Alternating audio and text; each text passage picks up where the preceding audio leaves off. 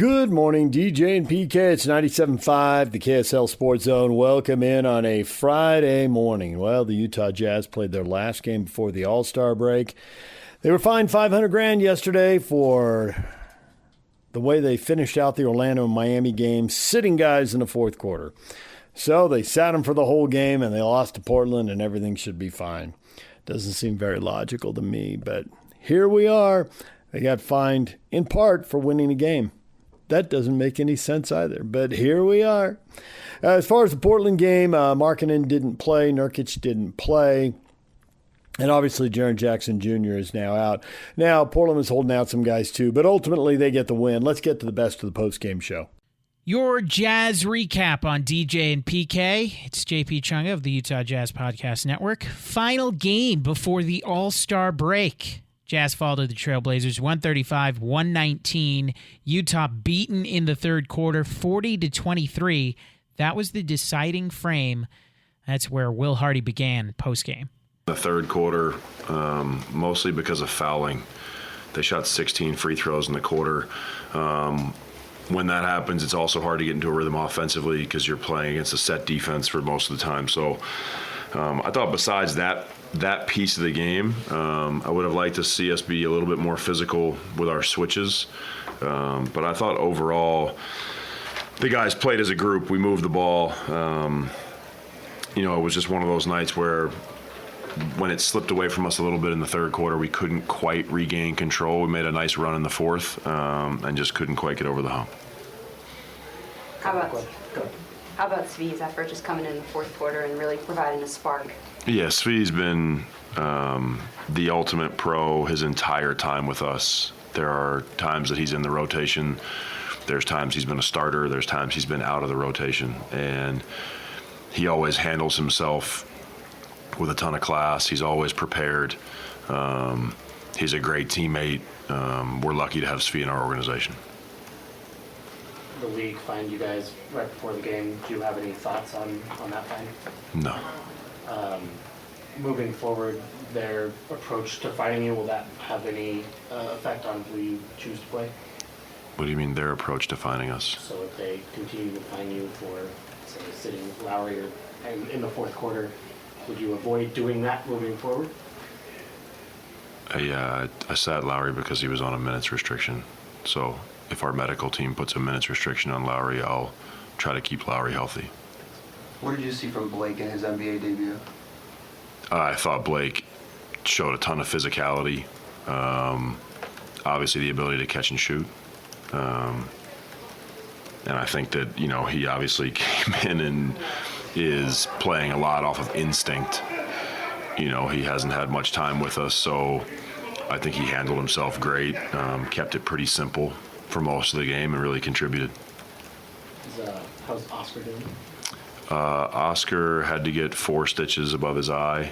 And then when they did the concussion protocol, they didn't feel like he should come back out into the game. I haven't gotten the final determination of what that ultimately will mean. But the docs didn't want him to come back. You have plans for the All-Star break? I do. Care to share them? I don't. Well, Bryce Sensabaugh led the Jazz with 28 points. Ace Bailey got plenty of the headlines in the morning heading into the game. He's headed off to Rising Stars. He'll participate tonight on NBC. Bailey scored 15. Rising Stars was the subject of his talk post-game. Just another blessing and an opportunity, and I just want to take advantage of it. Anything you want to prove in that game? I just let my game speak while I'm playing basketball. You'll be playing alongside some of your friends. I know Dylan Harper's like one of your best friends. For sure. Are you excited about that opportunity? We reunite back together, so it feels good to put on that same jersey again together, so that'd be a good feeling. Is there anything else? All right, it's just when you got today's news, what was that like for you to hear? Exciting. It was very exciting. God always have opportunities. God always put the opportunity in front of you, so it's just how you take it. Do you have a favorite memory growing up of All-Star Weekend watching it? Yeah, I got to make my own. It was an NBA debut for a Jazz man. Blake Hinson on a 2-way contract after being on the Rip City remix of the G League. He scored 11 in his NBA debut and spoke to Lauren Green. Coach Hardy said you're kind of just going out there playing on instincts because you haven't been with the team for too long. What was that experience like? What it sounds like, kind of hectic, the excitement mixed in with the trying to get things right. But shout out, Coach, for letting me just feel it out. What do you know, if anything, about some of the guys on this team and the way this team plays? I know a few of these guys. I mean, I watch film, obviously, on trying to get into it. But I know what I know. So I'm just going to see if I can fit in. Hopefully it works. What do you want Jazz fans to know about you and your game? I guess I would have to ask. I just say I like to win, like everybody else does, obviously. But yeah, I like to win. Just like kind of what your G League experience, kind of how has that kind of prepared you for what you're going to see in the NBA? Oh yeah, the G League has prepared me. I owe everything to the G League. Honestly, it's built my character on and off the floor, and it's helped me. Sorry, just one more time. What did it feel like when you took the court tonight and scored the first point? Yeah, obviously it was a lot. It was intense, and I settled in pretty quick, but it was definitely intense, definitely a little nervous. The All-Star break means a week off between hoops, a road game in Memphis next Friday. Tip is at 5 o'clock. Pre-game begins at 4. I'm JP Chunga, and this has been your Jazz Recap on DJ and PK. There is the best of the postgame show. When we come back, college basketball, Utah and BYU honoring a couple legends at their respective schools. Utah women's basketball, Elaine Elliot is going to have the number 582 raised into the rafters with a banner with her name on it. At halftime of Saturday's game with Cincinnati, it tips off at 5 o'clock at the Huntsman Center. The longtime Utah women's basketball coach joins us next. DJ PK, and we are joined now by Elaine Elliot, former women's basketball coach at the University of Utah. Will be honored at the Huntsman Center this weekend with a banner going up in the rafters. Elaine, good morning. Good morning, guys. Does it seem just totally bizarre? I mean, you still remember 25-year-old Elaine. It's like, how is this happening? You're getting a banner recognizing 582 career wins, obviously NCAA tournaments and deep tournament runs, Sweet 16, Elite Eights, all that kind of stuff. It's all coming together. I assume you're going to have a lot of people there. Well, you said it all in terms of, is this really happening? Yeah, does this happen to people? You never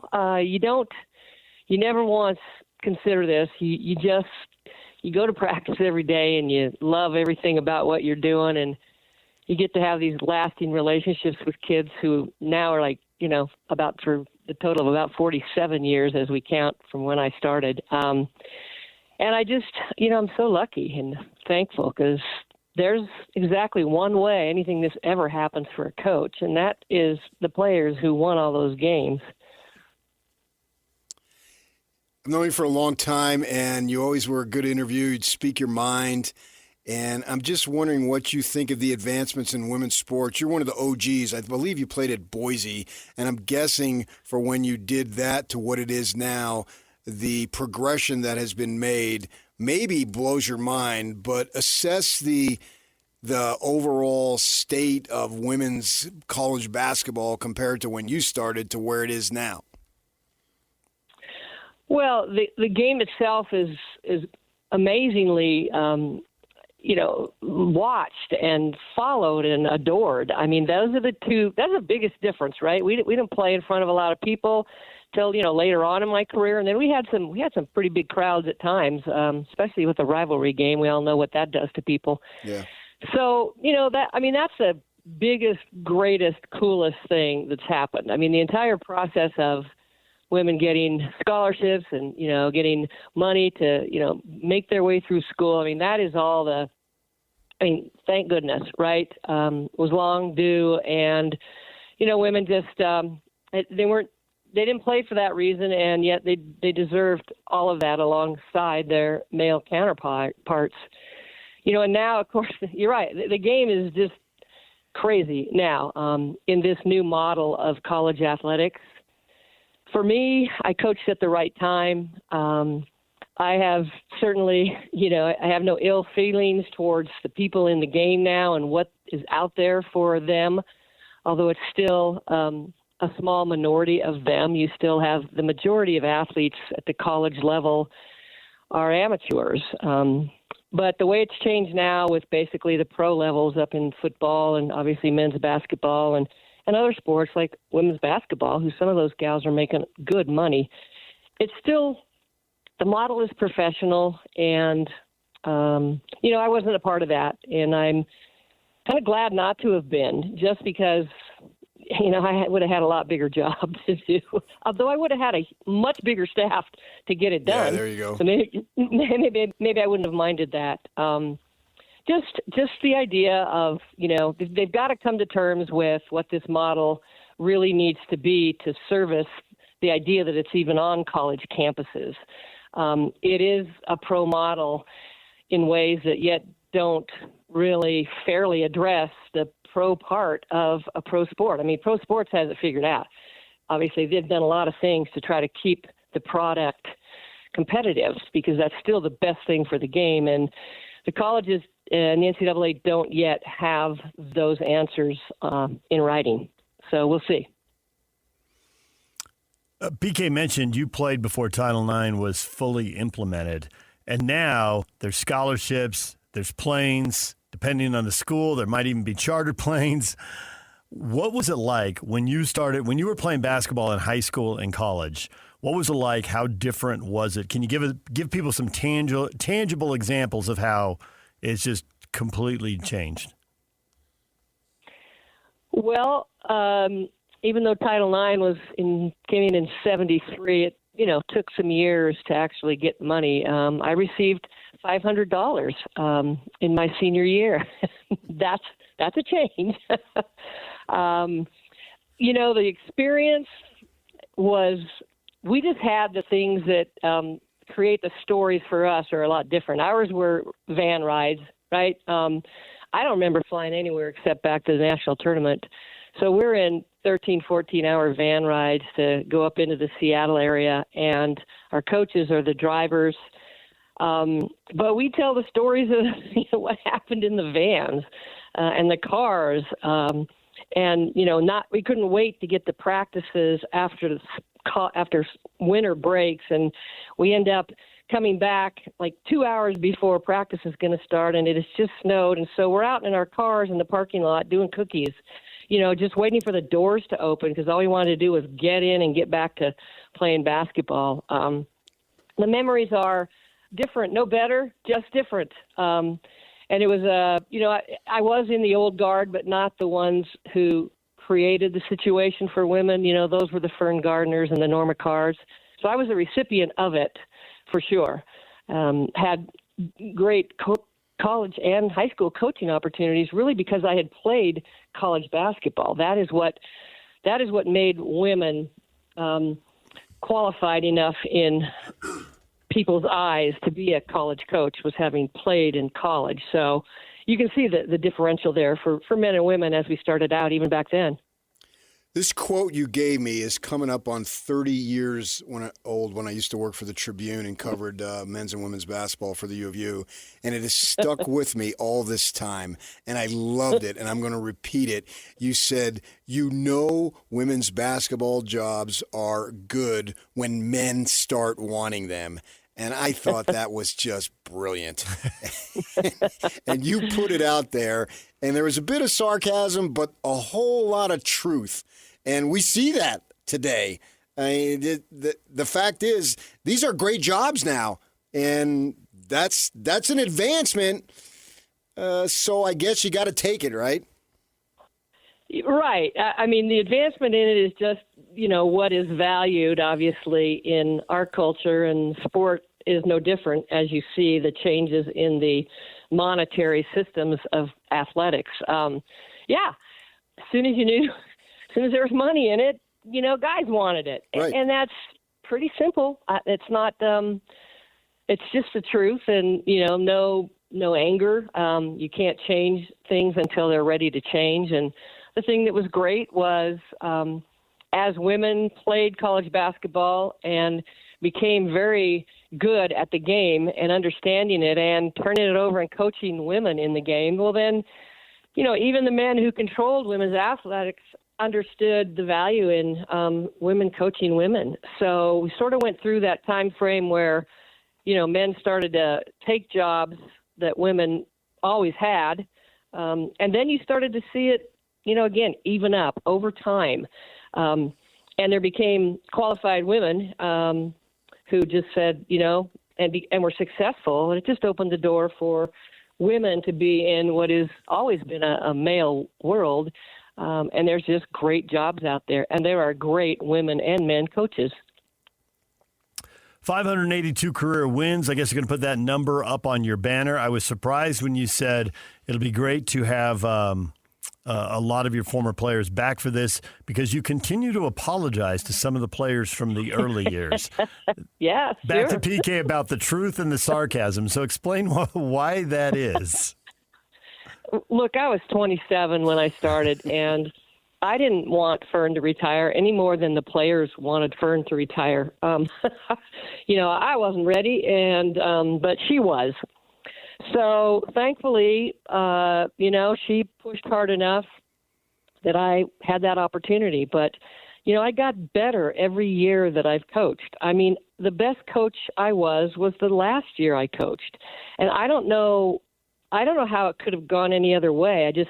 I look at things in life the same way. I've never thought I knew it all, or thought I, had it all, or thought I deserved it all. I just kept doubting myself. That's how I got better. I kept trying to get better at the things I didn't do well, and so of course the recipients of the worst of that were my first players. Yeah, I mean, I think you can say that across the board. I listened to a podcast with Morgan Scally, and he was talking about how Kyle Whittingham has told him, you're going to go through a learning curve. You've been trained, and he was trained to be the head coach of U football longer than you were trained to be the head women's basketball coach, obviously, because he'd been an assistant for 20 years, and you just said you were 27, and he's 20 years older than that right now. But he understands that there's going to be a learning curve. So I think that most people would understand that you would get better. And I'm wondering, with the knowledge that you have, and you decided to retire, I think right around the time they were switching conferences, if I remember correctly, that with all the stuff that's available today, combined with your knowledge, like you used to have to stand up the tunnel, and I'll pull back the curtain a little bit here, and have to bounce the balls a lot, because that meant, guys, somebody over there, you're going over your time, and it's our time to get on the gym. Because you told me that, and I remember those days. We had conversations, right? Well, now you got adjacent to the Huntsman Center, essentially. You got this beautiful facility, and the number of women's basketball players that are available, the recruiting pool. You used to have to go to Canada and look under rocks to get players. I mean, the way you recruited, and you found players everywhere to get them to come to the U of U, and were extremely successful. I was wondering, how do you think you would do today with all the far more advantages that are available to everyone? Well, it's beautiful to see those facilities and all the things that are available to coaches and coaching staff. The thing that doesn't change is the stress and the winning and the losing. I think as far as how I feel about the game, or my own understanding and knowledge and how that would transfer, I'm really confident that it wouldn't have changed anything, that I would be successful. The resources would grow with the competition. The thing that's always important is that you should always want to be and expect to be around the best all the time, comparative to, certainly, teams that share the same resources. We were never in a power league, but we were always the best at the leagues that we were in. I look at the game now, and I watch the game, and I've had the opportunity to do some analysis actually for the first time on TV, which, now here I am starting over again, right? Just the rookie, the newbie. But I just feel like that's just the part of it is still, what do you do on the floor? What do you do to coach? What do you do with the players? How do you get them to be their best, and how do you perform well enough to help them be their best? So that hasn't changed. I mean, if I just went to practice for 2 hours a day, I'd still be in college athletics. I love it. I just want to sleep at night. The stress is real. The need to win and lose is real. Right. And even though it seemed like I maybe was retired earlier than some, I started earlier than most. Yeah, there you go. That's true. This media job, how did this happen? Because for people who watch the games on ESPN Plus, you're the analyst. How does this happen? Are you going to be calling this Cincinnati game and just take the headset and then walk out there at halftime as they reveal the banner? How does that work? Yeah, I actually am.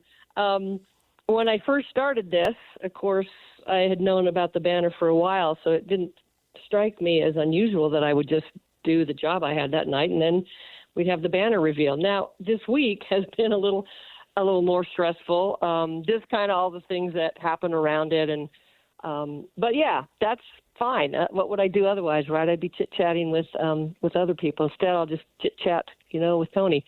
So it's just been fun. They wanted to have a coach. They thought it might be an interesting perspective to use somebody at Utah with my background, just so that I kind of had the stories that nobody else had and kind of had the experiences that nobody else had within the program itself. And they wanted to present that to the TV audience. And I thought that might really be cool to do. And I really enjoyed it. You guys don't believe that, do you? Well, you've evolved. Let's just leave it there. You've evolved, Elaine. See? You continue to grow and evolve. I had a long ways to go, and hey, even the dumb ones can make it at some point. I think one of the fun things for coaches is to bring in an 18-year-old kid and then watch that person, man, woman, whatever it might be, grow up, so to speak. And by the time they're done, especially in that age, that age group is a massive difference in just life and maturity from the time they're 18 to the time they're 22, 23, and they're ready to go on and they're done with their athletic eligibility, right? And that's the fun part, to see players develop as human beings and, of course, on the floor or on the field, whatever it might be.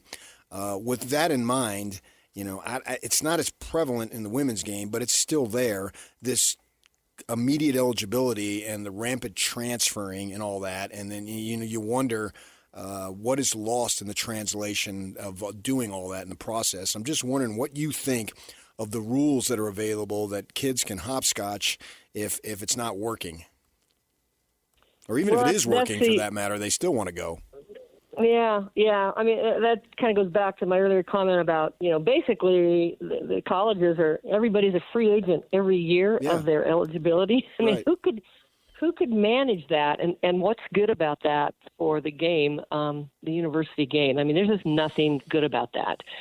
So again, rules somehow they have to change. They have to try to, manage that in ways that can keep this competitive. And as far as the personal experiences and those parts, there's nothing that equals what happens in programs and with the people in programs who have a 4-year to 5-year experience with teammates that are, theirs and always theirs, and coaches who are there and share that with them and help grow them. I mean, I still, I watch kids go through the pains of those college years, and you can't speed up their path. They're going to get where they're going to get to. You're there for them like a parent would be for them, but you're also understanding that, they're going to come out the other side. And I see now the kids that, have those kinds of personal things occur in college years that we were there for, we knew of, but we couldn't change for them. And now they're out there, with lives and careers and professionals that they're the ones doing that kind of work with kids in that formative age. You can't do that in a year, and you can't experience that as a player and as an athlete. As I talked on Friday night a little bit at our legacy dinner that before Saturday, it's going to include the idea that the experiences that they talk about and the stories that we have are, things that these kids went through because they shared a period of time and a period of experiences, and not just a season of basketball. Right, so exactly. I feel badly for that. That's the part I don't like. That part of this model, I think it's bad. I'm glad I'm not part of that. I'm glad that I'm part of the experience as it was when I was coaching. Elaine, Elliot, longtime Utah women's basketball coach, joining us Saturday. They will put a banner up in the rafters with her name on it, her 582 career wins. 15 conference titles, 15 NCAA tournament appearances, including the Sweet 16 in 2001 and the Elite 8 in 2006. So many memories in the Huntsman Center. And I know this is above your pay grade now, but when you heard they were probably pivoting from building a brand new arena to remodeling the Huntsman Center, is there a part of you that likes that, given all the memories you have in the Huntsman Center? Well, yeah, no, you think, I still have people I could bring back, right? I have nieces and nephews and say, hey, look where I, coached for all those years. So there's a nostalgia to it. At the same time, this is how it works, right? There's going to be you just move forward. And part of that is going to be moving to new physical facilities. So, my heart isn't broken. It's just, not a bad question to ask and something to reflect on, but nothing to worry about. Well, Elaine, I call you Coach. I'm not comfortable calling you Elaine, so I'm gonna stick with what I knew, calling you Coach. It was a pleasure to cover your program all those years. You guys were as fundamentally sound as anybody, and I think this is an honor that's well deserved. So congratulations. Listen to both of you. I just can't thank you enough. And Pat, yeah, those were the good days. You were always good. You were always good, and you were always fair, and nobody could ask for more. Thank you, Elaine. Thanks for joining us, and enjoy Saturday. It should be fun. Thank you so much. See y'all at 5:00. The Utes will honor Elaine Elliott Saturday, 5:00. They play Cincinnati. Now BYU's going to honor Jimmer Fredette. His college coach Dave Rose joins us next. Stay with us. DJ PK, and we are joined now by Dave Rose, former BYU basketball coach. They're going to be honored at the Marriott Center. They're going to be honoring Jimmer Fredette. The good old days. Jimmer, the Mountain West Conference. Dave was coaching in that era. Dave, good morning. Good morning, guys. How we doing? Good. Dave, I'm curious. Jimmer now, you don't even need his last name. It's just Jimmer. Everybody knows it. Was there ever a time when he could have not ended up playing for BYU? Do you ever look back and think, well, we didn't know when he was a freshman and the recruiting process and all that? Or was it a slam dunk? It was one of those deals where you knew early on. Sometimes you know what's going to happen 12 or 18 months before it happens, but sometimes you don't really know what's going to happen. How did this one play out when you landed Jimmer? Yeah, this was, we were kind of nervous the whole time through it because his mom, Jimmer's mom, really wanted him to stay close by because obviously they loved watching him play in person. And Fran McCafferty, this is when Fran and I became actually pretty good friends, is because we were everywhere watching him play for a couple of years, and he was right there at Siena, and so we were pretty nervous for quite a while, and then. When he finally committed to us, got his mom's permission to come all the way out here. His dad, Al was always, I think, kind of on BYU's side a little bit. He went to BYU for a semester back when he was a kid, and he thought it would be a good place for him to go. So we didn't really know for sure until, we got the mom's approval. And once we got the mom on board, then, it worked out pretty good for us. As I was covering the team during that time, it was a phenomenal time. What a great time to be alive, obviously. And to see Jimmer just take over, I'm speaking of the second part of maybe his junior year and certainly his senior year.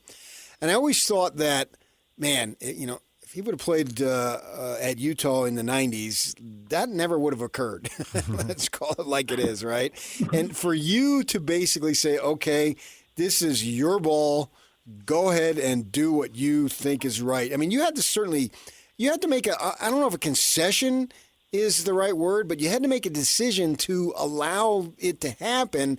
And we don't really see that very much. So I thought, and Jimmer deserves 99% of the credit, but I thought you two being able to just say and allowing him to do it, allowing him to flourish, if you would have reined it in, it wouldn't have happened. So just speak to your mindset at the time that you said, yeah, this is something that we need to do. Well, I think more than Jimmer or more than myself, it was the other guys on the team. I mean, you have to have a group of guys who want that to happen in order to win games, and we felt that was a good way for us to try to close out games, especially. But his ability to score the basketball was unique and really unique for us at the time, and you give guys Jackson Emery and Brandon Hartzog. Davies and Noah Hartzog and Charles Abuo. I mean that whole group of guys, they all had to really buy into that, and it could only happen. I mean, it's hard to really try and explain to somebody who hasn't coached a program or tried to deal with 8, 9, 10, 12 different players. These players all come to college thinking that they're going to be the next guy, and then they're going to be the next player at the next level in the NBA.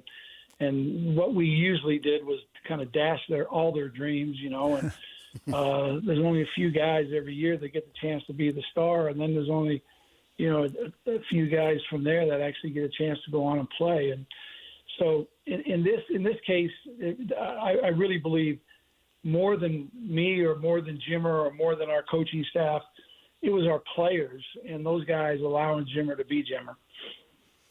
And I get that. There's a lot of truth in that. Convincing four guys that they need to defend hard and rebound hard, but they're not going to touch the basketball very often, that's a hard sell. So I totally get what you're saying.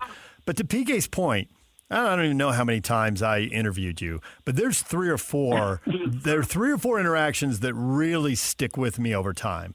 And I remember asking you, because there was a phase where you gave Jimmer the ball and he went to work, he's on the three-point line. We all close our eyes and see it, right? Head fake, shoulder fake, step back, he's driving, no, he's hitting a fadeaway three or whatever. But then it escalated even more, and he started taking logo threes. And this is before Steph Curry and before Damian Lillard made it semi-normal. He's taking logo threes, and people are oohing and on, and I'm looking at you, and I asked you specifically, what are you thinking when he takes a logo three? Is that his idea? Are you okay with that? And I just had the feeling that you were biting your tongue and your lip until they bled. Was it really hard to let him take 34-foot shots? Or you were just sitting back there thinking, this is awesome. Let it fly, Jimmer. Well, I think he made it a little bit easier on me because he made most of them. I got a lot of guys who want to shoot him. But the fact that he was such a good three-point shooter. And when he started to move back and show his range, I mean, that's hard for a lot of people. It's hard for a coaching staff. It's hard for to kind of watch that happen. But when he's making baskets and it's helping your team win, I mean, that's the end goal. And so that's kind of what we went with. So many great moments of that team that season, his senior year, which what was that, the 2010-2011 season, and you guys went over to Denver, won a couple of ball games over there, beat Gonzaga, and then lost to Florida in overtime. And we, you don't want to hear it, but I believe if you had Brandon Davies, you would have won. But nevertheless, it didn't happen. And the half-court shot against the Utes, I was in the press box there up on the concourse level, and I was also in the Thomas and Mack in the for the conference tournament. And I want to get your opinion. I actually thought the best moment of the season for me was that semifinal game, 18,500 people, Thomas and Mack jammed, packed, and he goes for what, 53, 54 something, and he takes maybe one or two free throws, and I could just remember him putting on that show, and I'm sitting there in press row, and everybody, it was like freaking watching Larry Bird clips. as far as that goes. I mean, you were just amazed and stunned. Everybody knew what was going to happen, and he still does it. And it was, oh man, it was so awesome. So for me, that was my best moment of that whole entire season. What was yours?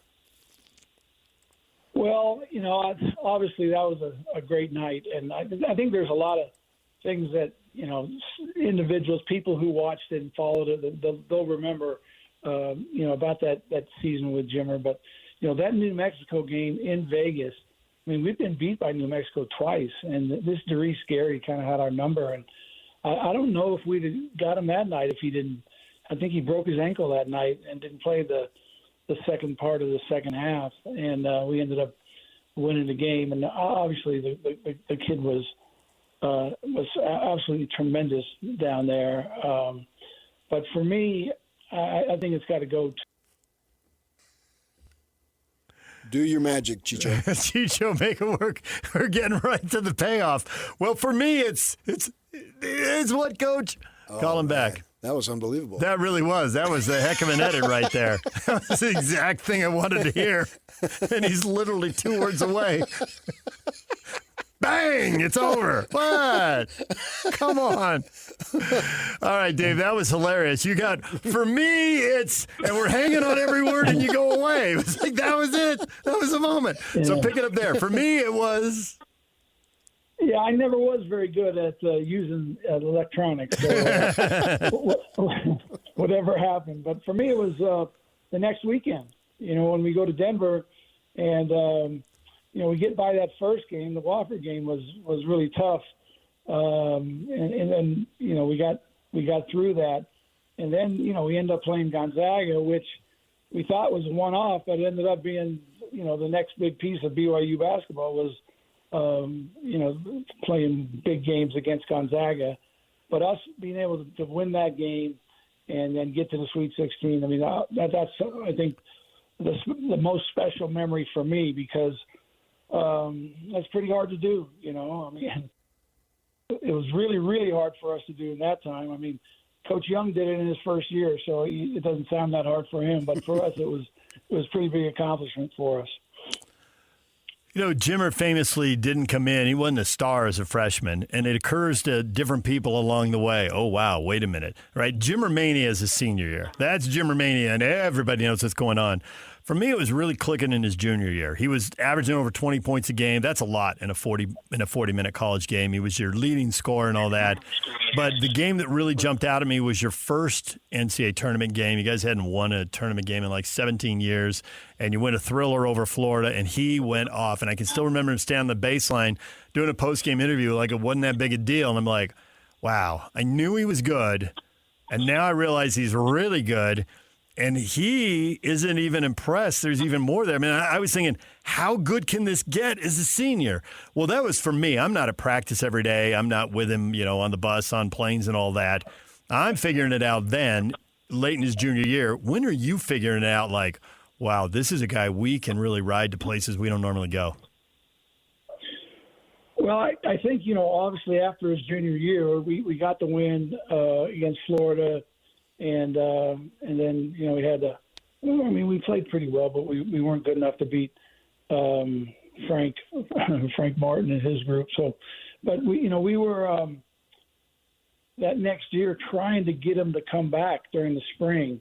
And, I wanted to give him every opportunity to visit all the NBA clubs and get a read from everybody and then make a decision if he was going to, go early or if he was going to come back. And, obviously, the whole time, I feel like the best thing for him is to come back. But I think really that's because that's the best thing for me, for him to come back. But when he actually did come in my office and tell me that that's what he wanted to do, and then not only did he tell me that that was his decision, but then came with a plan that he had drawn up, what he was going to do that summer and what he wanted to accomplish and the things that he was, the reason that he was coming back, not only to improve himself, but to help BYU to advance in the tournament and to be with those guys, to be with his teammates, and even to this day, you got the guy and went and asked him the most special part about that season. He'll tell you that it was the guys that he played with. I mean, they were really a special group of guys, and they. When you take Jackson Emery and Jim are still best friends today, and their families. So, I just think that was a special time and a special group, and I hope it happens again in college basketball, but probably won't. You know, I don't know if Jimmer would be able to stay at BYU for 4 years. I know one thing: if we'd handled him the way I handled him the first year, he'd never come back anymore. I mean, that's be long gone. But that's from me watching it from afar. So I just really I'm happy it happened, and I'm glad we get to celebrate it here this weekend.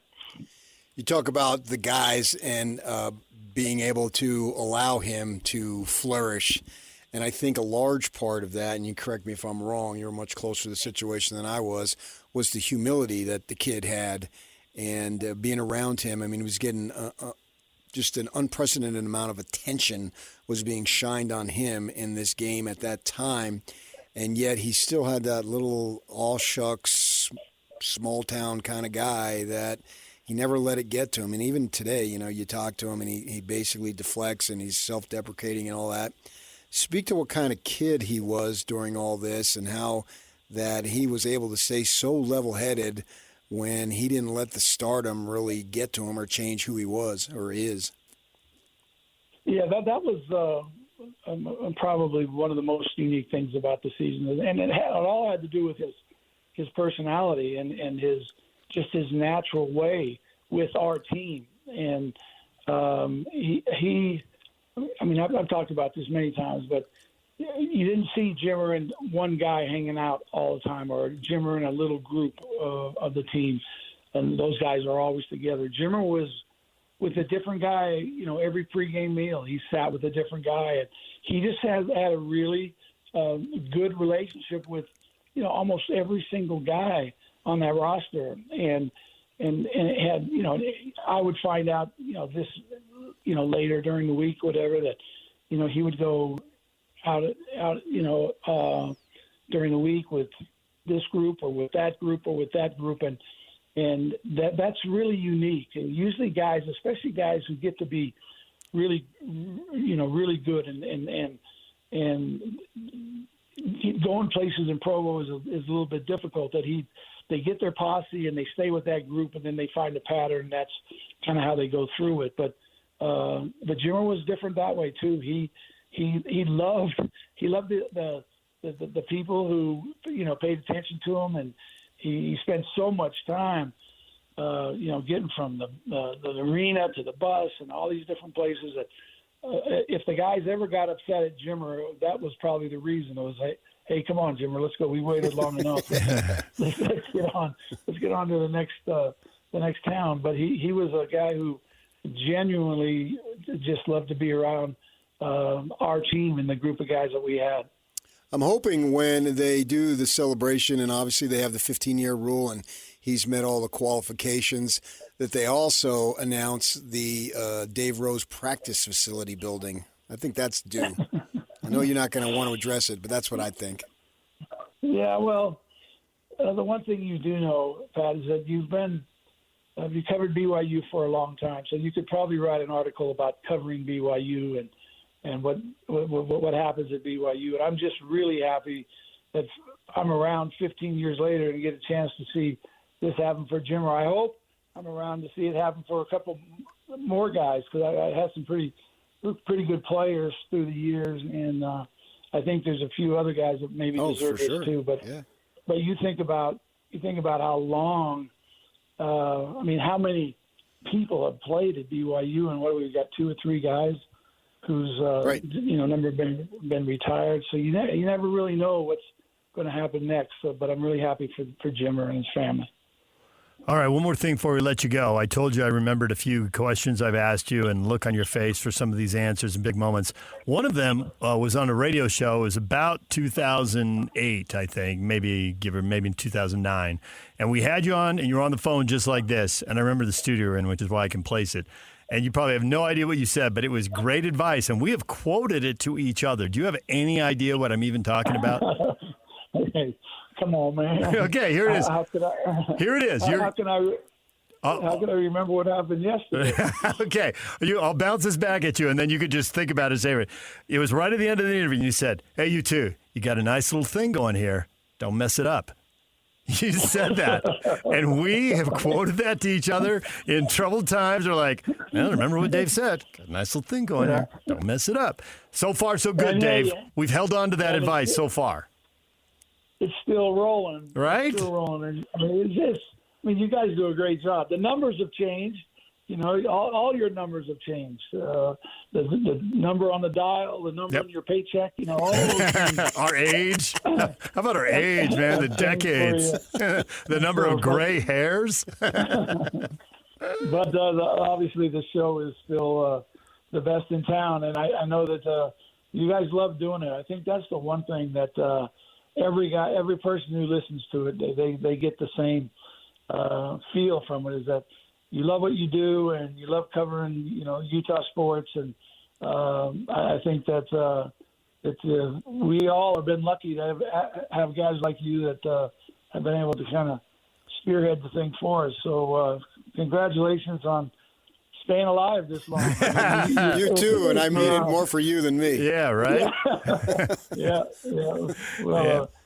Well, it's been fun for me. We love stories, and you provided us with a bunch of stories, and Jimmer provided us with a bunch of stories. So enjoy Saturday afternoon in the Marriott Center, because this kind of stuff is fun, and fans just eat this up. Fans want to look back 15, 20, 25 years and remember the good old days. Doesn't matter pro, college, high school, doesn't matter the sport, doesn't matter men or women, doesn't matter how much money people aren't getting paid. Everybody loves that. So enjoy Saturday afternoon. All right. Thanks a lot, guys. All right. There's Dave Rose. Coming up next, what is trending? The headlines are on the way. It's time to get your morning started with the news you need to know. News update. This is what's trending with DJ and PK. Hashtag Utah Jazz. Cody Williams tries to hand off to Ace Bailey. They misconnect, and Bailey gets it back, bobbles. Steph Curry throws it to himself off the glass and brings it down for two. Aces are wild. The league fined you guys right before the game. Do you have any thoughts on that fine? No. Oh, I'm not sure I believe that. As a matter of fact, I know I don't believe that. I also don't blame him for not sharing his thoughts. No? Wrong answer. Yes, I have thoughts, and I don't want to share them because more people will get fined. We're just moving on. That's what I think he's thinking. Jazz are moving on to the All-Star break. It's go time now. They're all done with the portion of games before the break. They lost to the Blazers 135-119. Started a super small lineup. No marketing. No use of Nurkic. Obviously now we know no Jaren Jackson Jr. for the rest of the season. So they battled for a while, but they didn't have the size and they lost, which is what they wanted to do. So there you go. Yeah, the story isn't the game. Who cares about the story? The game? The story is about the tanking. Right. $500,000 fine to the Jazz related to roster management in recent games. For conduct, the question should have been detrimental to the league. What are your thoughts on the fine? Not do you have any thoughts? Because you walk Hardy right into saying no. Nope. They're fined because against the Magic and the Heat on February 7th and 9th, they took out the two top players in the fourth quarter and did not return them to the game. Personally, I don't think they should have been fined for that Heat game. Should have just been fined for the Orlando game. You can play whatever lineup if you want, and you win. If you win, you're not tanking. That doesn't even make sense. If they want to ding them for Orlando, then ding them for Orlando. There's a lot of things in this that don't make sense to me. The biggest one is being singled out. I mean, if you want to fine them for tanking, they're tanking, so fine them. But Washington's tanking. Sacramento's clearly tanking. Nothing. Fine everybody who's tanking. We know who they are. Just fine them. The picking teams, that doesn't make any sense at all. Well, I don't know that the issue is the tanking. It's not which teams are being fined. I mean, you can single out the Jazz, and it sucks that the Jazz are being singled out. Fine, I understand what you're saying, but the issue is tanking, and you need to address the issue rather than some cosmetic and for that, virtue signaling fine. Put a sign in your house. That really helps put a sign in your front yard. That really helps the minorities. They don't need your moral support. They need your time and your money to help them in a better life. And so all you're doing is virtue signaling here. You're not doing anything that actually addresses the issue. The issue is, how do we go about several teams tanking, and it seems like they're tanking earlier in the season when the reality is they're tanking in October. Yep. It's just more manifest now because the league is getting more attention because the NFL is over. And so ESPN and the like, they can't really talk about the NFL. The NFL right now is in no man's land. The season is over. They've milked everything that they could possibly get out of the 26th season, and we haven't had the combine yet. And then we haven't started the new year for the NFL, which is sometime in March, and then the draft and all that stuff. And so right now, there's not a whole lot to talk about. So the NBA takes center stage, right? And with that, and hockey's off, and the Olympic hockey hasn't started yet, and that doesn't drive as much widespread attention in the U.S. as football in the NBA. So the NBA becomes under focus, is under the microscope. So it seems now is the time to speak about tanking when nothing that the Jazz have been doing has started in the last week or so. It has been going on. It's been going on for 4 years for that matter. And so with that in mind, they're not addressing anything. You can fine anybody whatever amount you want. Now, I'm not making light of the Jazz having to pay $500,000. I'm talking from the league perspective. The league perspective doesn't need the Jazz's $500,000. And so if Brian Smith has to pay it, and that's an exorbitant amount of money to me, it would be life-changing for me, actually, if I had $500,000 tax-free.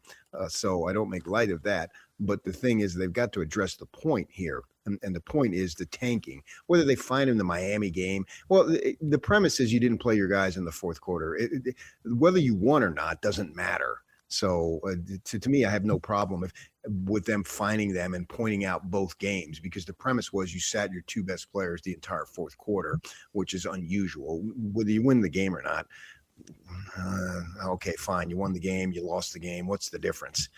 So they need to address the issue here. This is putting a Band-Aid on a bleeding body, on a league that has just rapidly devolved into becoming a joke. They've got to change the draft order. You know, the commissioner needs to go all Taylor Swift. I'm the problem. It's me. You've set up a thing where you've rewarded teams. You try to flatten the odds, and all you do is like more teams are like, well, we couldn't be the worst team, but we could be the fourth worst team. So now you got more teams tanking. You've set up a system. We may not know who they are. Well, we can probably guess a couple of them. But teams, we don't know exactly who's going to tank next year. We got an idea. We know if they don't change the system, in 5 years, we'll have no idea who's tanking. We can just guarantee you people will be tanking.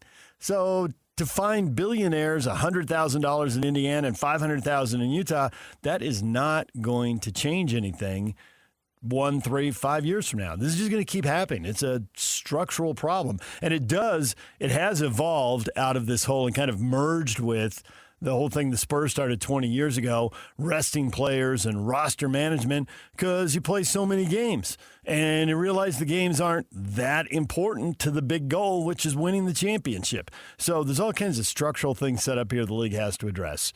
But in the meantime, they find the Pacers $100,000 and the Jazz $500,000. And there you go. Yeah, I'm not going to just make light of it simply because he's a billionaire. Who am I to say $500,000 is nothing to somebody? I never mess with anyone's money under virtually any circumstances. I'm not going to do that now, whether he's a millionaire, a billionaire, or makes whatever he makes. That's money out of their pockets, and so I don't take money lightly. It's what makes the world go round. It just is the bigger issue needs to be addressed. And the league, it's been an ongoing problem. And so, everybody's upset here that they're singling out the Jazz, which I fully understand. But it's a league issue, and the league right now has a problem. It is becoming a regular season that is drawing little interest, and the people who are paid by the league will come up and try to drum it up and act like it's a big deal. And they believe that when they did the play-in, we won't have those teams. Well, you're wrong. The play-in has done nothing to add any form of excitement whatsoever. The Mavericks wanted no part of the play-in a couple of years ago, and they sat guys to not even get to an 83rd game. They said, "Nah, we're good." So that didn't work. And the in-season tournament, that works for a week, and then everybody forgets about it by the time Christmas Day rolls around. And they've got some serious issues that they need to address. Other Jazz news, Ace Bailey named as Cooper Flagg's replacement for tonight's Rising Stars Challenge. He'll be the Jazz's lone representation at All-Star Weekend. He'll be teaming up with former Rutgers teammate Dylan Harper on Team Mello. I didn't even know there was a Team Mello. Well, there you go. All right, it's a little recognition for a young Jazz guy. DJ and PK. Hashtag NBA.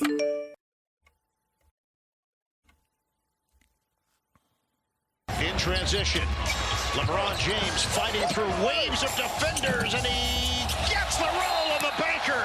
Dallas trying to regain the lead, and Christie turns it over. James, the locomotive to the rim.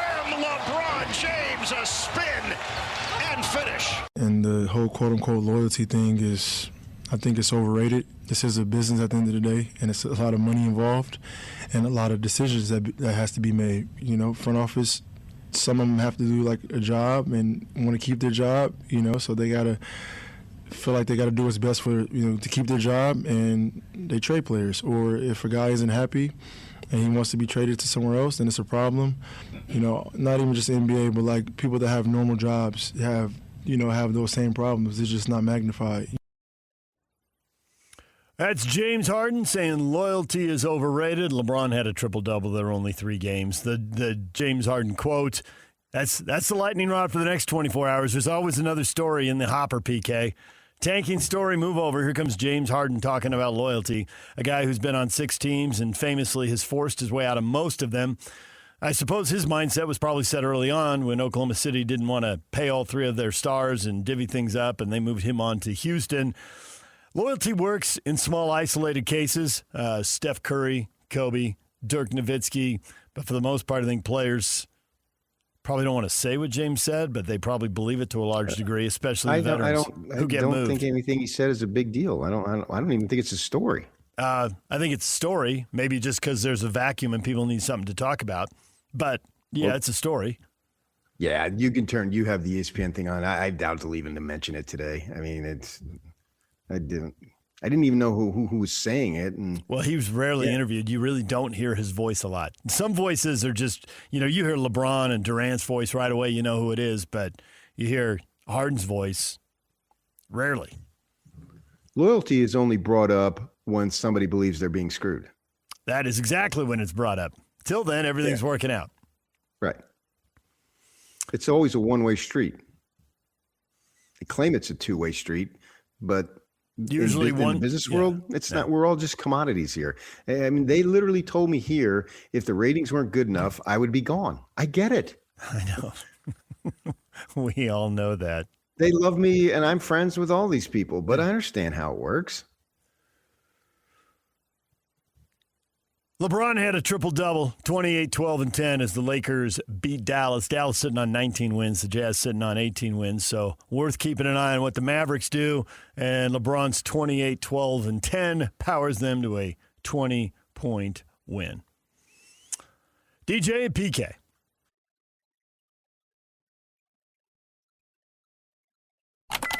Hashtag college football.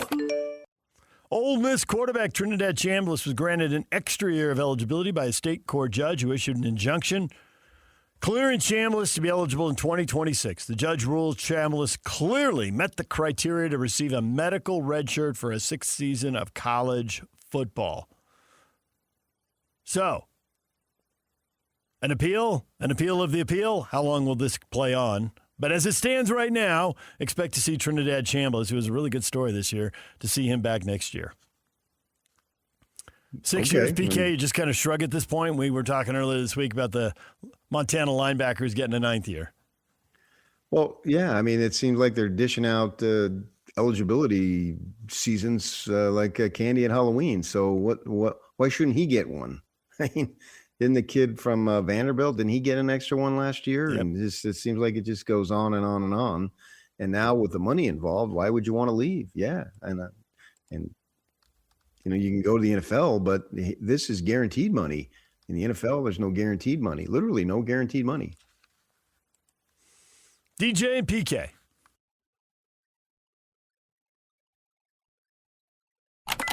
Hashtag Utah State.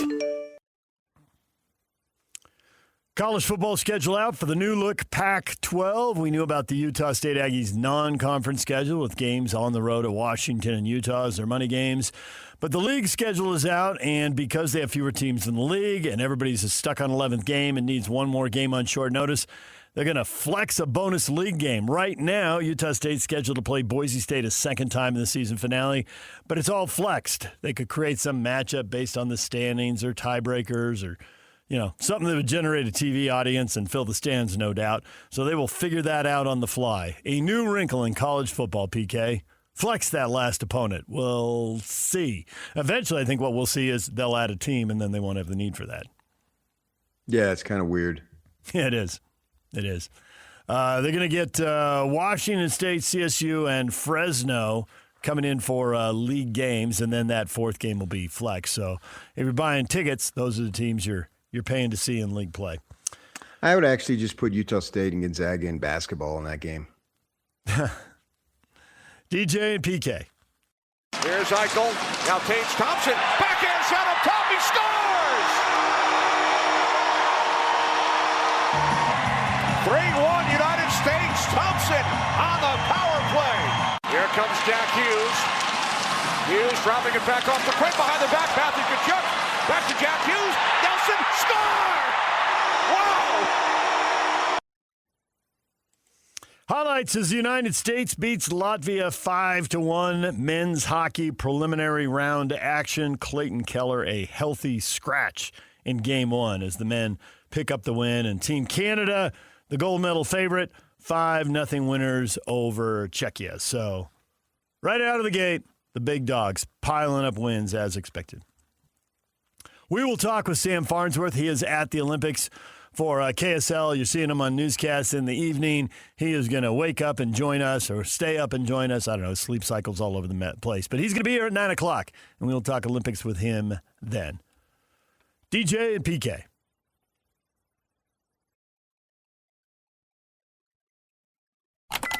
Hashtag college basketball. College hoops coming up this weekend. BYU honoring Jimmer Fredette. You just heard Dave Rose in the last segment talking about that game. Colorado, 2 o'clock at home. PK, this is, of all the games left on the schedule, this is must-win territory here. This is low-hanging fruit. There's plenty of tough games. You had Tad Boyle just basically saying he was embarrassed in their last game. I think they got run off the floor by Texas Tech. Him and Jerome Tang over at Kansas State were saying the same things after their game the other night. I think it was on Wednesday. Both of their coaches saying they're embarrassed by their team's effort. Colorado, over the last 2 years, only has one win on the road. That was against lowly ASU earlier this season. So, yeah, I think that it should be a joyous celebration. I don't think that they picked this game by accident to be able to figure, well, you know, the team that they've got coming in and Colorado, they didn't do it last week when it was against Houston, when the game was the bigger story. You never know, obviously, but I think that it's an opportunity to celebrate BYU basketball tradition and the phenomenal run that was the Jimmer Fredette era and bring back Dave Rose. And everybody knows Dave Rose's health struggles for all practical purposes, Dave Rose should be deceased by now.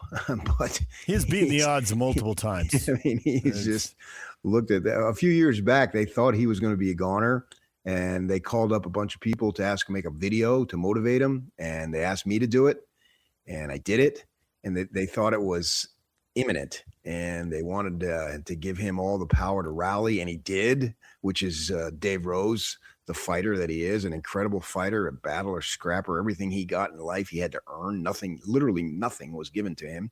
And So he'll be on hand, as he should be. Tim Lacombe will be there.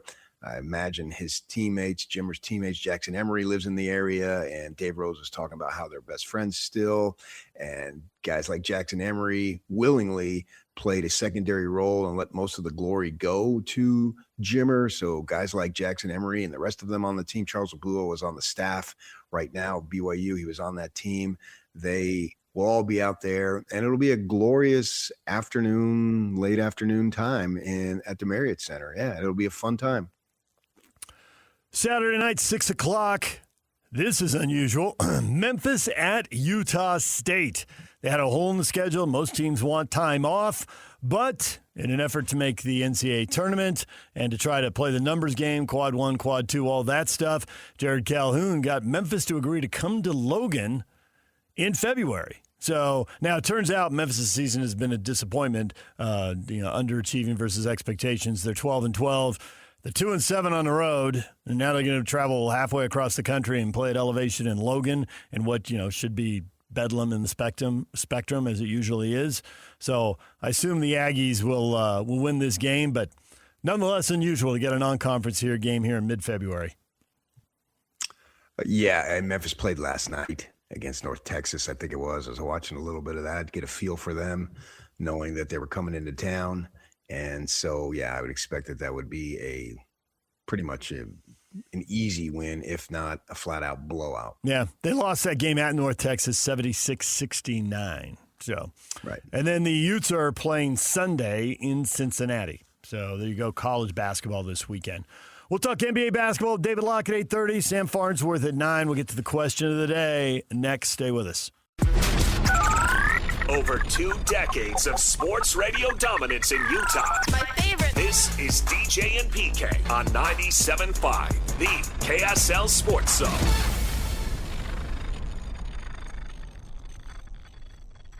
Win big Wednesday on the KSL Sports Zone with Wednesday. This week, 2 tickets to see Post Malone with special guests Jelly Roll and Carter Faith, Rice-Eccles Stadium, July 28th. It's on sale now at livenation.com. Get your tickets today and listen to the KSL Sports Zone all day Wednesday for your chance to win. All right, PK, we hit this a little bit here in the headlines during what is trending, but there are so many people with so many things to say. The NBA fining the Jazz $500,000 for fourth quarter benchings, and you put up, here's your chance to vent. And let me just tell you, you did a lot of people a favor, PK. Good work. Way to help the public. There was a lot of ventilation? There was so much ventilation.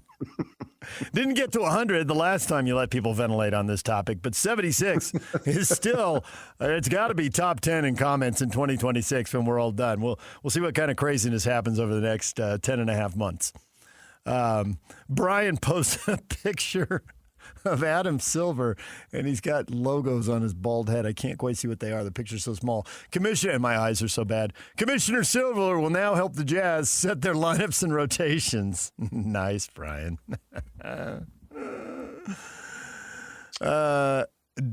LOL. I would say they deserve it, but they did win 2 of the 3 games. They're not very good at tanking. They're still getting fined? Yeah, I think the outcome of the game is secondary, though. Except that is literally the point of tanking, is to lose. So don't fine them for the win. If they're actually tanking, there's plenty of losses to pick from. Just find $500,000 for so if they didn't mention that, it's irrelevant. I think that I wouldn't focus on them winning that game. It's about the lineups. If I were the Jazz, I would say, here's the deal, man. We don't have a playoff team, right? Yep. So the idea is they're tanking to improve their draft pick and keep, in this case, literally keep the draft pick. Other teams are trying to improve the odds, right? They're going to get their pick irregardless. The Jazz, obviously, they're in a situation where they've got to first keep the pick and then worry about where the pick actually falls, right? So it's a little bit different. And what they should say is, and this needs to be adjudicated in a court of law. I would sue the crap out of them. Why not? We probably can't, but I get it. Say, we're not a playoff team, right? So we're No, we're not worried about over here some draft pick. We're worried about getting our first round picks, many of them, several of them, probably more than anybody else has on their roster under the age of 22 or below.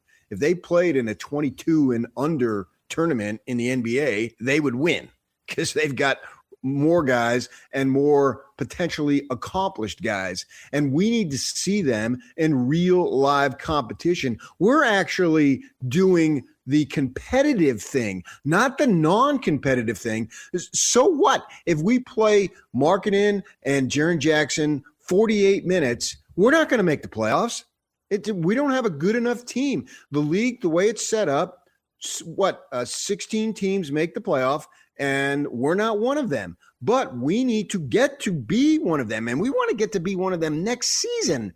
So we need to have real-time development. We can go in the classroom all we want. We can practice all we want, but none of that. Every single basketball person will tell you the best way to learn is on the job. It doesn't matter. We went to college, right? For years. I went 5 years and then became a newspaper reporter. Well, in the first year, I learned 500 times more than I did in 5 years at college because it's real live experience, right?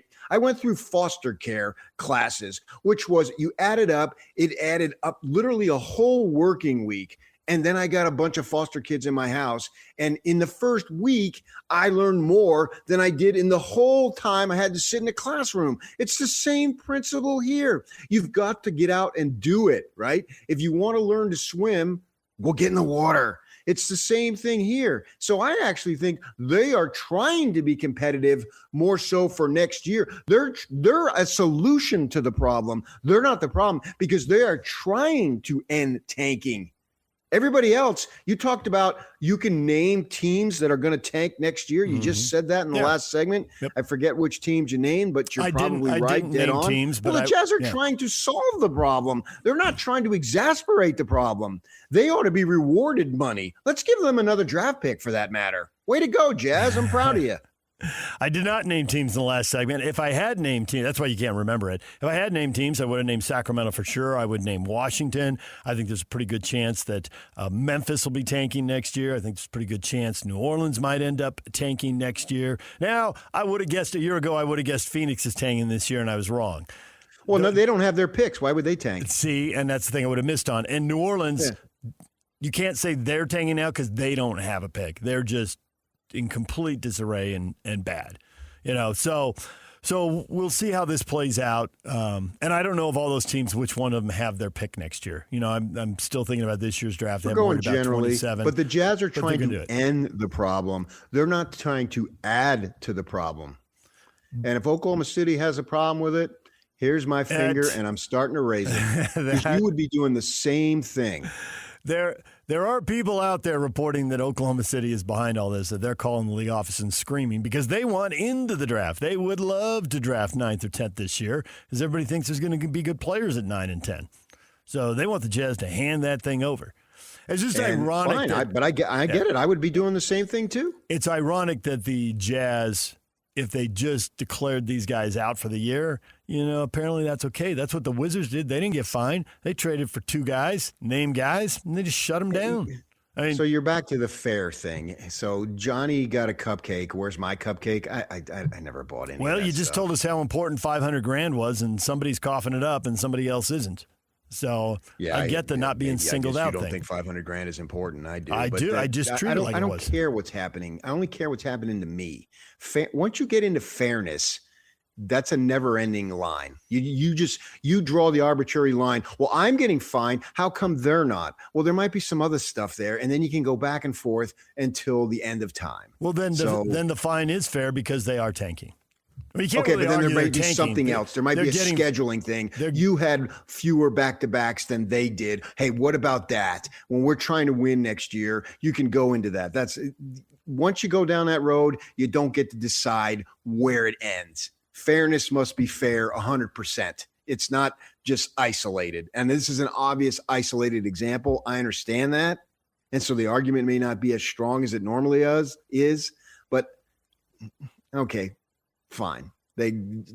Fine all those other teams. And what does that solve? That doesn't, you can find teams until you're blue in the face, and it doesn't solve anything. It doesn't. The Jazz are trying to solve tanking. They literally are trying to solve tanking by getting true, real, on-the-job evaluations with Ace Bailey and Williams and so forth and so on. Hinson, kid, I had no idea who he was. Watched him last night. Kid's buff, man. I wouldn't mind having that body when I was his age. And so they put him out there. Maybe they got something, right? Now, you're not going to find anything in practice really to the level you are in games. You're not going to find anything really in the summer league, in Salt Lake, in Vegas, the way you are now compared to that. I mean, you can find stuff at that point. I understand that. But the best evaluation is real, live, on-the-job training. And that's what these youngsters are doing. So they're trying to solve tanking. They're not trying to further tanking. And that's where I would go, because you can go, oh, well, he got fined. I didn't get fined. I mean, you sound like a whiner when you're doing that. Tim is do that. Tim is not whining. Tim goes a different direction than a lot of people commented on our page. Tim says, this fine is well-deserved. As a lifelong Jazz fan, I'm so disgusted and disappointed with what the Jazz have done. Larry Miller would be beside himself with the way the organization is being run. So Tim's good with it. They've tanked for 4 years. For Larry Miller. Fine him. Oh, they are fine. They're being fine. But, okay, fine. Fine on the fine. But what does that do? That's putting a sign in your yard. I support them. And meanwhile, I do absolutely nothing beyond putting a sign in my yard. Look at me. I'm special. I'm open. I want them to be good. But I'm not going to give a penny of my money. I'm not going to give 1 minute of my time. All I'm going to do is put a sign in my yard or a flag. They've got my support. Well, wait a second. How about come live in my house? No way. That's not going to happen. That's all a bunch of virtue signaling here, these fines. It doesn't address the problem. Address the freaking problem, Silver. That's what you need to do. Do something. You didn't anticipate that this was going to happen. This caught you by surprise in the 25-26 season. You didn't see it coming. Come on. Nobody believes that, because it'll happen in the 26-27 season until you come up. You got geniuses who work in the offices in Manhattan, don't you? You ought to be able to figure out something. I'm not one of those geniuses. I went to ASU, obviously, so I can't figure it out. I gave you a suggestion. You're never going to do it. You want to eliminate tanking? Everybody has the same odds. All 30, all 32 teams. If you add 2 more, whatever you want, I don't care. And that'll eliminate it. There'll be no opportunity or advantage or benefit from doing it, but you're not going to do that. So you don't want unruly fan behavior. Stop selling alcohol for 25 times marked up price. No, you're not going to do that because it makes money. China over here, well, they give the league millions and billions. I'm not going to criticize them. I don't want to hear any of this stuff. It's all a bunch of virtue stuff. And to your point about the commissioner should have seen this coming, he should have seen this coming because it was happening before he was commissioner. This is a 3-decade deal now, going back certainly to Tim Duncan, although I read a thing, and I kind of remember it, but I got to say at 40 years it starts to get a little hazy. I've read people critical of the Rockets for tanking games when they were trying to get Sampson and they were trying to get Sampson and Olajuwon back-to-back, which is about the time the lottery was invented. So, although I'm a little fuzzy on it, I kind of think they're right. I think, wait a minute, I think there was a problem then, and they were trying to fix it. And that's why they came up with a lottery 20 years, in the 30 first years, place. 40 years, what difference does I know. it make? It's forever. It's forever. Everybody wants to get the best play. I mean, before that, they had a coin flip. Why did they have a coin flip? Same thing. People are trying to get their hands on the best player. Somebody needs to tell me that this isn't just virtue stuff. And look at us. Yeah, look what we're something. doing. This is PR damage control. That's all it is. That's the best phrase right there. It's PR damage control. People are up in arms. We got to do something, so they fine them. But you're right. It is a Band-Aid. It's going to – until they change the rules, people are going to keep tanking. And the Jazz are growing their way out of this. And we got multiple people in here who are saying, it's all over for the Jazz. There's a bunch of people who are saying just shut guys down for the rest of the season. If they find you again, they find you again. But play these young guys, and next year with the JJJ trade, they're going to be way, way better. So There are a lot of people. JJJ, way better. I like it. I would go way for JJJ. You're probably right about that. I should have rhymed that. That was a missed opportunity. But see, you're a rapper and I'm not. So obviously it came to you immediately. Does Chicho know you're Whitey White on the side on weekends? I don't think Chicho knows anything about that. I think that joke is older than Chicho. So I don't think Christian knows anything about it. I'd love for you to elaborate. He's a rapper. I don't remember how it happened. But he has a something rapping career on the side, and his rapping name is Whitey White. And I do believe that was, I could be mistaken, but I believe that was what Jim Rome would refer to as self-gloss. I believe I gave that. I think I accidentally rhymed something during a show. It broke PK up. He called me a rapper. He said, "What's your name?" And I said, Whitey White. No, because on the list of people, 3.4. You're of Latino heritage. Isn't that good? Isn't that a great name for DJ? His rap name? Yeah, dude. Let me know when your next gig is. 3.4 million people in Utah, and if you list them all, probability will end up on stage rapping. I'm somewhere down in the last 100,000. I mean, I know that'd be people judging me. Don't judge a book by its cover, but I accept that is how most people see me. Yeah, I bet you could drop a bar or two or three. Well, I had a chance. I bet you could drop a bar or two. You're right, PK. He's going to be in your chair in 20 years. I'm telling you, he's a keeper, man. Crisis. You're still young, Chicho. Your midlife crisis is going to happen in that chair right there. Just so you know where you're going to be when you realize, DJ and PK, R.I.P., they told me this would happen. All right. Now that I've whacked the host, let's take a break, and hopefully we'll still be here when we come back. David Locke's coming up at 8:30. More on the NBA and finding with him. Sam Farnsworth from Italy and the Olympics at 9 o'clock. Stay with us. Nobody brings you better coverage of the teams you're passionate about than these guys. Try some more. This is DJ and PK on 97.5, the KSL Sports Zone. DJ and PK. Minky Couture, here to help you out for Valentine's Day. The best blanket ever is also the best Valentine's Day gift ever. Exclusive Valentine's blankets, only available at Minky Couture. Save 50% using the promo code ZONE50 at Minky Couture stores or online at minkycouture.com. Go to the Minky Couture store, go online, but make sure you use ZONE50 and save 50% on your purchase. In addition to all of this talk about tanking and finding PK, it is mushrooming into something a little bigger. For the first time, I'm seeing national voices openly question whether the commissioner is the right person to lead the sport. This tanking's been going on for a while. It's only accelerating.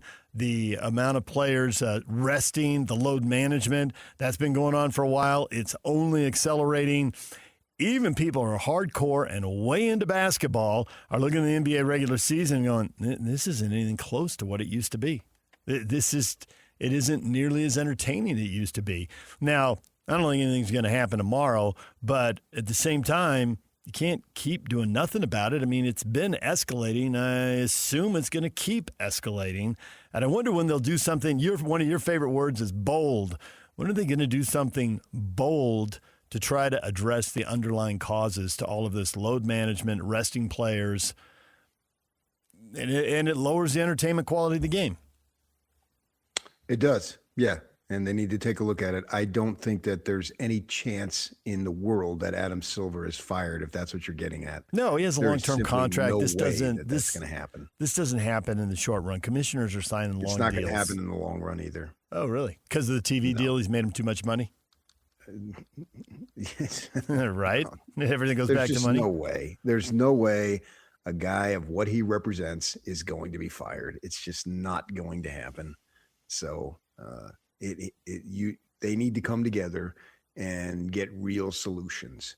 For some reason, I find it fascinating to me that it seems like it's coming to a head now when it has been ongoing for a good while, that they've been doing this, right? Everyone would agree that this is not a sudden thing. This is not a new thing. But why now? Why that are they making a big deal? In Oklahoma City, behind the scenes, the reports are, sure, they want the Jazz to be competitive so they can get the pick.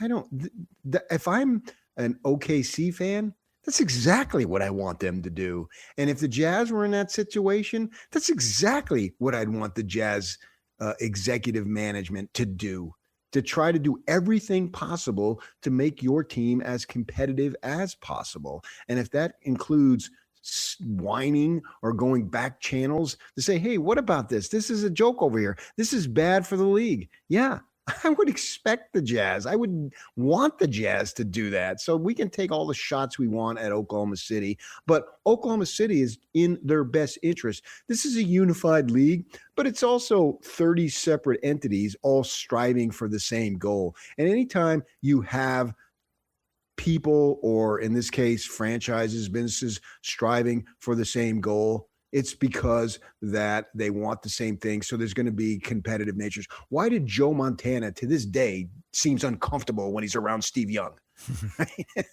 Because Steve Young took what he had and he wanted it and he didn't want to give it up, right? And it doesn't seem, and Steve always has to play the good guy in it, but it doesn't seem like Joe ever really fully embraced Steve Young. Why? Because I was a competitor, right? Go in high school sports. Yeah, you're a team, but if your son Johnny isn't getting playing time and Bobby is, you want Bobby to suck so Johnny can get the playing time. You've told me stories about youth sports games and people sitting there, you could look over and I'm like, that's our team hitting, but I know those people there want this kid to strike out.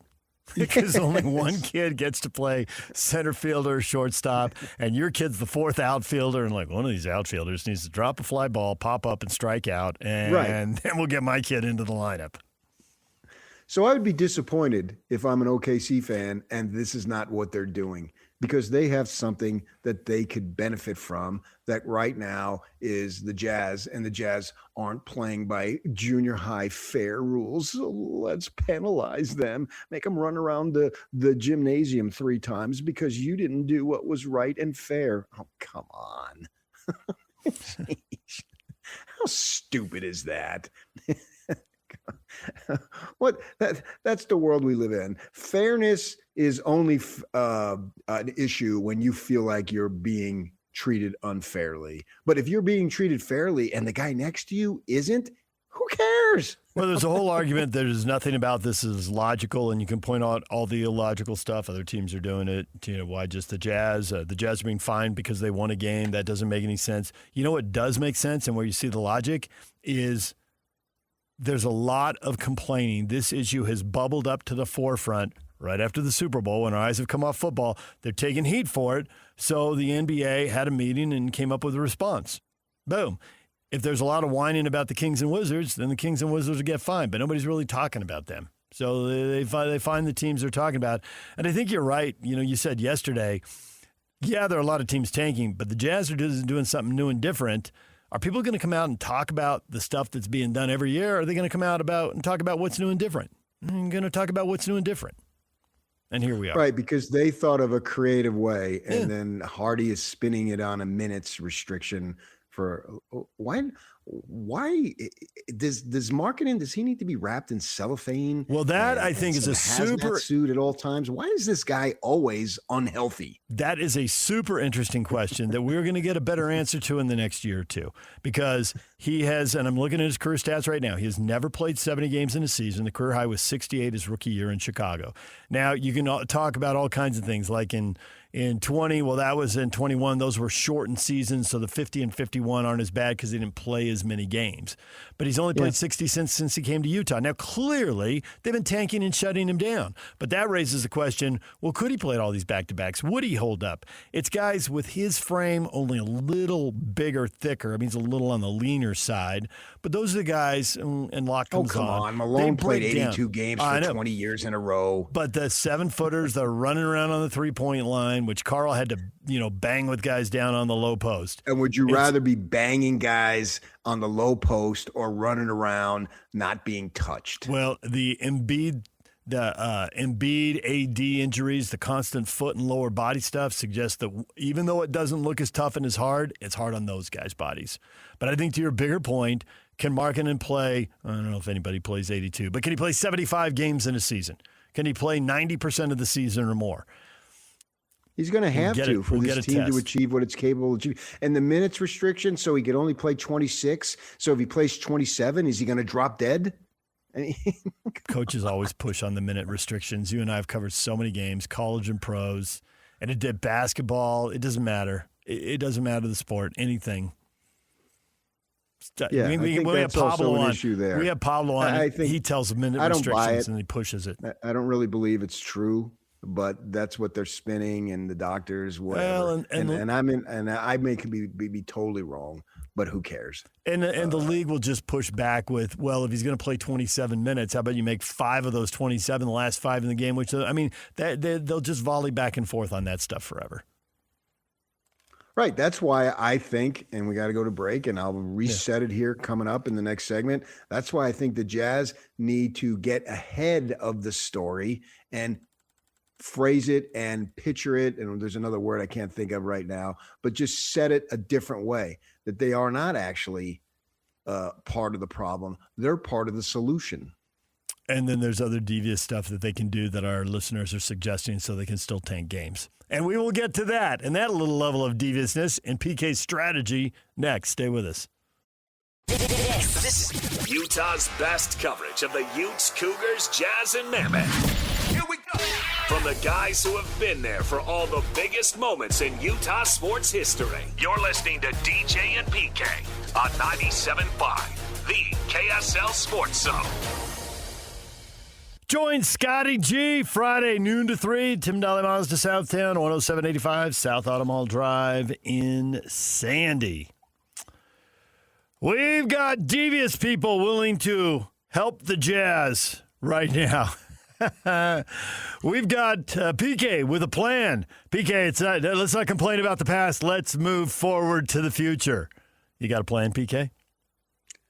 I do, and I think the Jazz are executing it. They're part of the solution, man. They're not going to tank in 26, 27. That's a fact. They're going to go all out. They're going to try to win every single game. Their goal is 82-0, and what do you need? 16 wins to get to the final, to be the last team standing. Yep. That's the goal. So what's that? 82 plus 16. What's 98.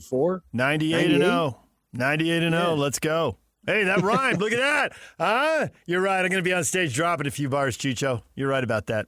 What are you going to do? The hey, hey, ho, ho, let's go. I mean, I hate that. Hey, hey, ho, ho, so-and-so has got to go. Can we come up with a new protest chant? That one sucks. Come on. Show some originality, people. We know you're creative. Let's make the magic happen. I know. Hey, hey, ho, ho. You blow. Shut up. Come on with a new one. So what's your plan? They're part of the solution, man. What they're doing now is setting themselves up to get a real live evaluation. Who is the league to tell them that they can't do this? They did these trades with the All-Stars 4 years ago, brought in all these draft picks who are now actual players because they drafted them, obviously.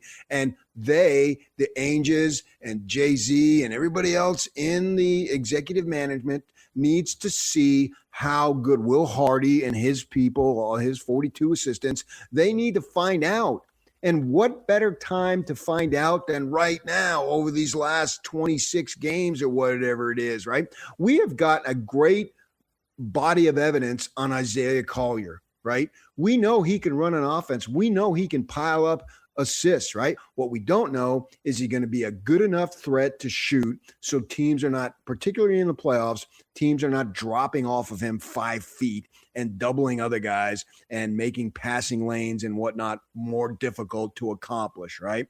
So why not see now? Fire away, Isaiah. If you're open, take it. We know, my gosh, you are a locomotive. You're like a mini LeBron.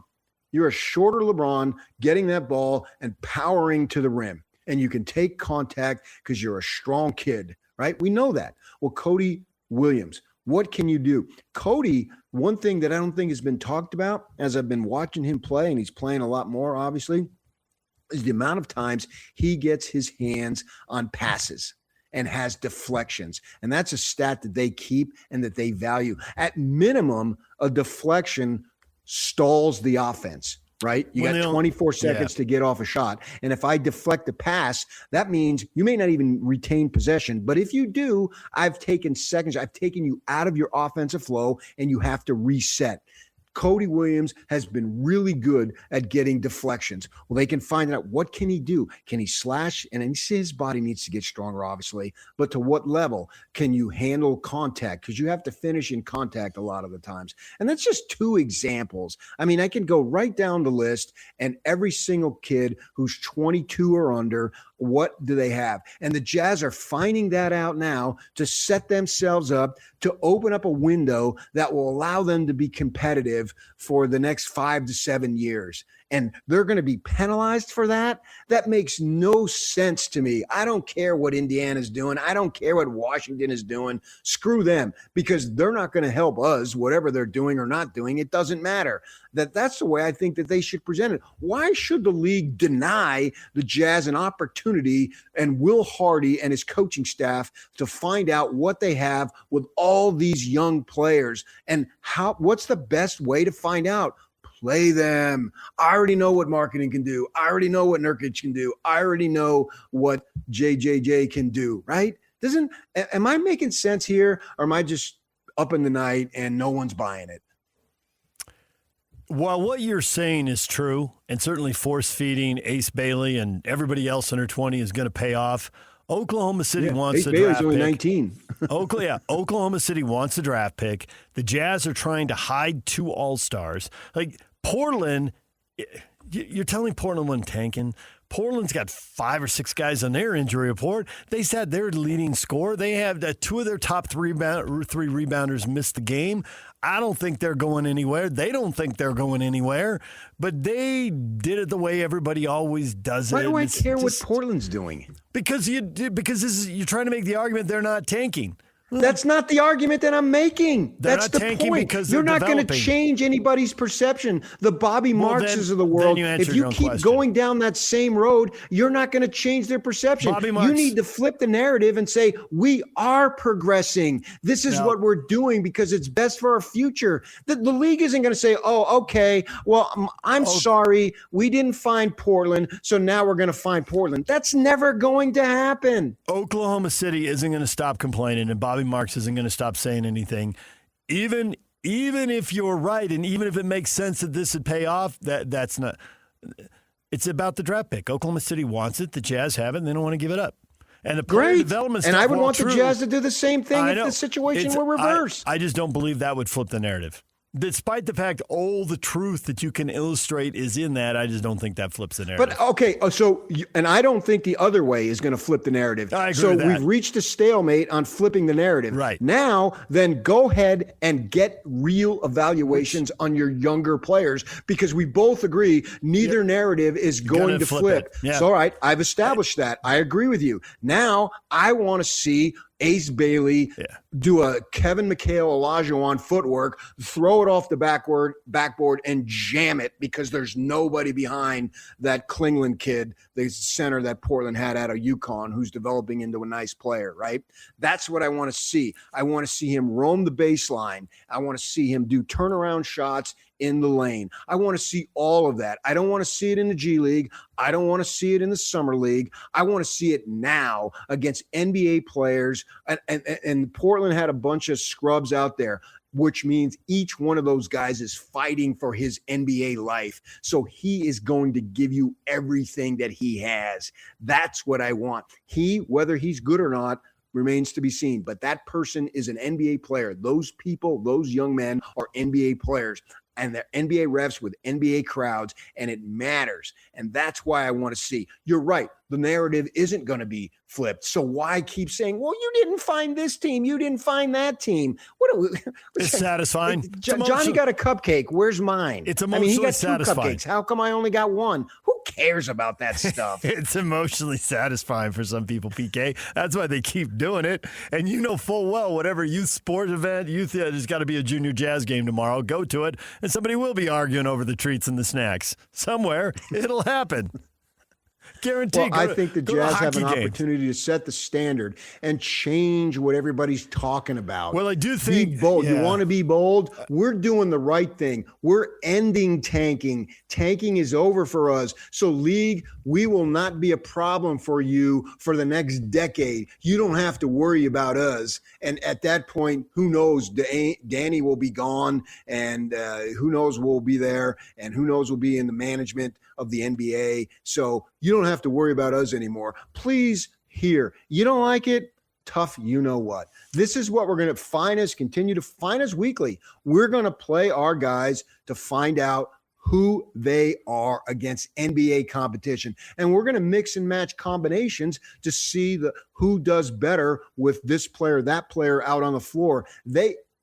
I know it's bizarre and it hasn't been talked about, but they are trying to win for the 26-27 season and beyond. That's why they're doing it. These other teams, I don't know what they're doing, and I don't care what they're doing. They seem to be doing the same. Sacramento saved the Mike Bibby, Vlade, Peja, Chris Webber run, has sucked for forever. You need to worry about them because they're going to continue to suck. We know what we're doing over here, and we're on our way. We're the least of your problems when it comes to tanking. We're helping you. We're not hurting you. Get off our backs, you freaking idiots. I have seen in some of the national discussions on this on various shows, there have been people who pointed out, the real problem here is Washington and Sacramento can't get it right. Indiana and Utah, they may go down, but they'll be back up. Historically, those teams, they're down for a while and then they're back. The other guys, they're not doing it right. They're going down. They're staying down. They're just Washington won't change anybody, and Sacramento changes coaches like they change socks. I mean, it's just not. They got an interim coach right now. So the Jazz are not driving down the league. They're actually going to prop it up because they're going to show, like we've seen with San Antonio, Oklahoma City, you mentioned Indiana, that you can be in a less quote unquote glamorous market and win. I saw a stupid thing from Jason Williams, White Chocolate, the other day, and there's this guy, come on, just bragging on, we try to get out of there as soon as possible. We didn't want to spend 1 second there. Shut up. And that's why you were out of the league. You were a flash in the pan, and that's why Stockton played for 20 years. Come on. Can we have some real talk here and have some real truth injected into the conversation instead of a bunch of flash and sizzle that's here today, gone tomorrow? No. Why did Stockton stay in the league for 20 years and dominate at his position for like 16 of those 20 years? Because he took it seriously. It wasn't about some highlight. It was about making the right play to help your team win. And I got to listen to this guy bash this market, and look what he became and look what he was. Yeah, he has a bunch of 25 highlights, whoop-de-doo. But where does he stand in the pantheon of players at that position? Right above me, for that matter. And when I played, I was a shooting guard. I wasn't a point guard. I wanted, like Danny told me in the summer one year, FGAs, right? And so here, this is FGAs, baby. Don't we all?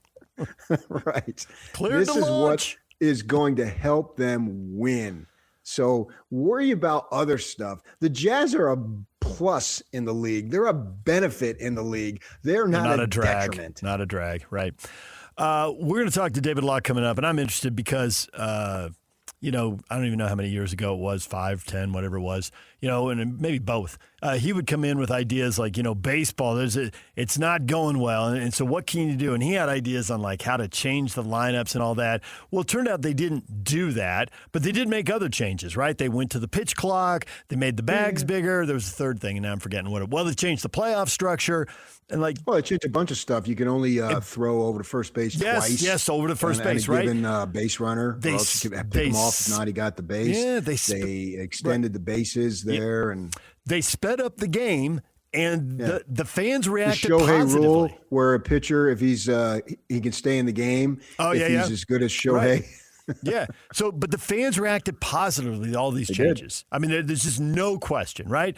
And the NFL, our entire life, they were changing the rules nonstop. They've moved the goalpost to the back of the end zone. They've changed kickoffs. They didn't have a 2-point conversion for years. It seemed like the dumbest thing ever. The AFL had it, so the NFL can't have it. Well, it emerged 20 years ago. Get over it. Well, they did get over it, right? And they're always making it easier for receivers to get open, and they're protecting quarterbacks to keep them healthier because people want to watch quarterbacks throw the ball downfield to receivers. We find that exciting. They tweak all the time. It is time for the NBA to fundamentally tweak stuff because the legends, we can talk with Locke about this in the next segment. Not you, PK, not me, not this some rando radio defending Utah with the blue glasses. The legends of the game decided this system doesn't work. Popovich is a legend, whether you love him or hate him, 5 championships.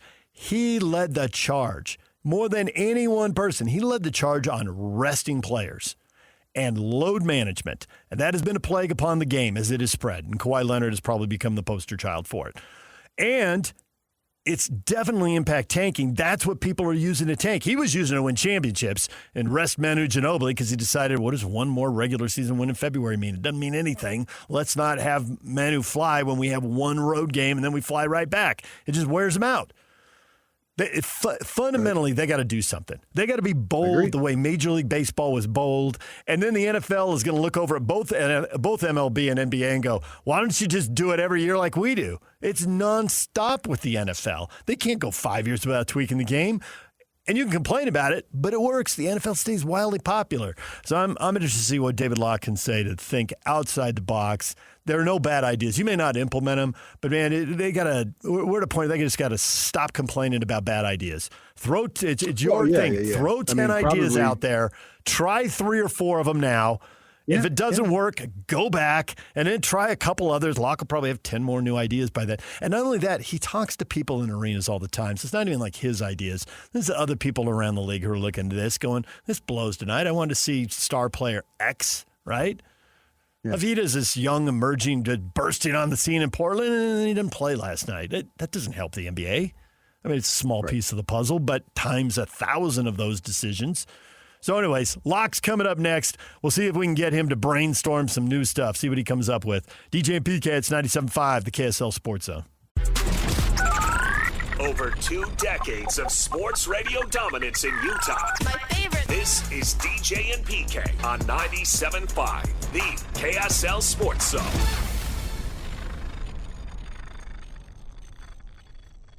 DJ PK and David Locke joins us every Friday. And David, this week, we need your brain. We need your creativity. We need your forward-looking thoughts. Because we've had a lot of people complain about the Jazz getting fined, right? It's these 2 teams. Why isn't these other 2, 3, 4, 5 teams? We all know there's 6 or 7 teams tanking. And we've had people complain, hey, they're getting fined for games they've won. And we've been over all of this, right? And there's lots of frustrating inconsistencies and all that. However, we also know the Jazz got fined for tanking, and we also know they are tanking. And we know that this has been going on in the NBA for 40 years. The Rockets got back-to-back number 1 picks. They got the Twin Towers with Olajuwon and Sampson, and they put in a lottery for 7 teams that didn't make the playoffs in response to that. They've been looking for an answer for this forever. And it's really sped up now, because people are using rest and game management in addition to whatever injury that they can contort into taking players out. And a game management thing goes back 20 years, and that's Popovich, a legend of the game, saying, hey, the regular season doesn't really matter. We don't need 2, 3, 5 more regular season wins. This is about the playoffs. And he got 5 championships doing it, so you can hate it, but it worked. Now, obviously, it's getting to a point where TV partners have complained about stars not playing, and we got all kinds of complaints about the tanking. What can be done? And you did this with baseball. You were saying baseball's trending in the wrong direction. You gave us like 10 different ideas. And sure enough, when baseball picked up more momentum and got a bounce a few years ago, it's because they made 3 or 4 tweaks, the kind of tweaks the NFL makes all the time, and the NFL is the beast. So what can the NBA do big picture? Because I couldn't disagree more with this USA Today sports headline I'm looking at right now. The NBA handed out 2 big fines to organizations over tanking concerns, with Adam Silver delivering a forceful message. No. He irritated a couple owners. They're going to wave it away like a fly, and we can argue over which teams, but there'll be teams tanking next year, in 2 years, in 3. In 5 years, there'll be teams tanking. if they don't do something big and bold. You advocated bold for baseball. Either your ideas or ideas you've gotten walking around arenas, talking to people because you got to get to the arena 2 hours before a game or whatever it is. What do you got for us? What could the NBA do big and bold that changes the narrative on game management and changes the narrative on this tanking? Because when the best NBA players play at the highest level in the playoffs, it's wildly entertaining. How do we get that in the regular season? So there's two things you have to do, and it's very complicated. So one is you have to still have a system by which the teams that are in developmental stage, that is just going to be a fact of life for teams at different times and periods that you are in a developmental stage. So you need to have a system where teams at a developmental stage have the opportunity to get new talent and have a way, because free agency is not available to all teams, nor is it really available much at all right now.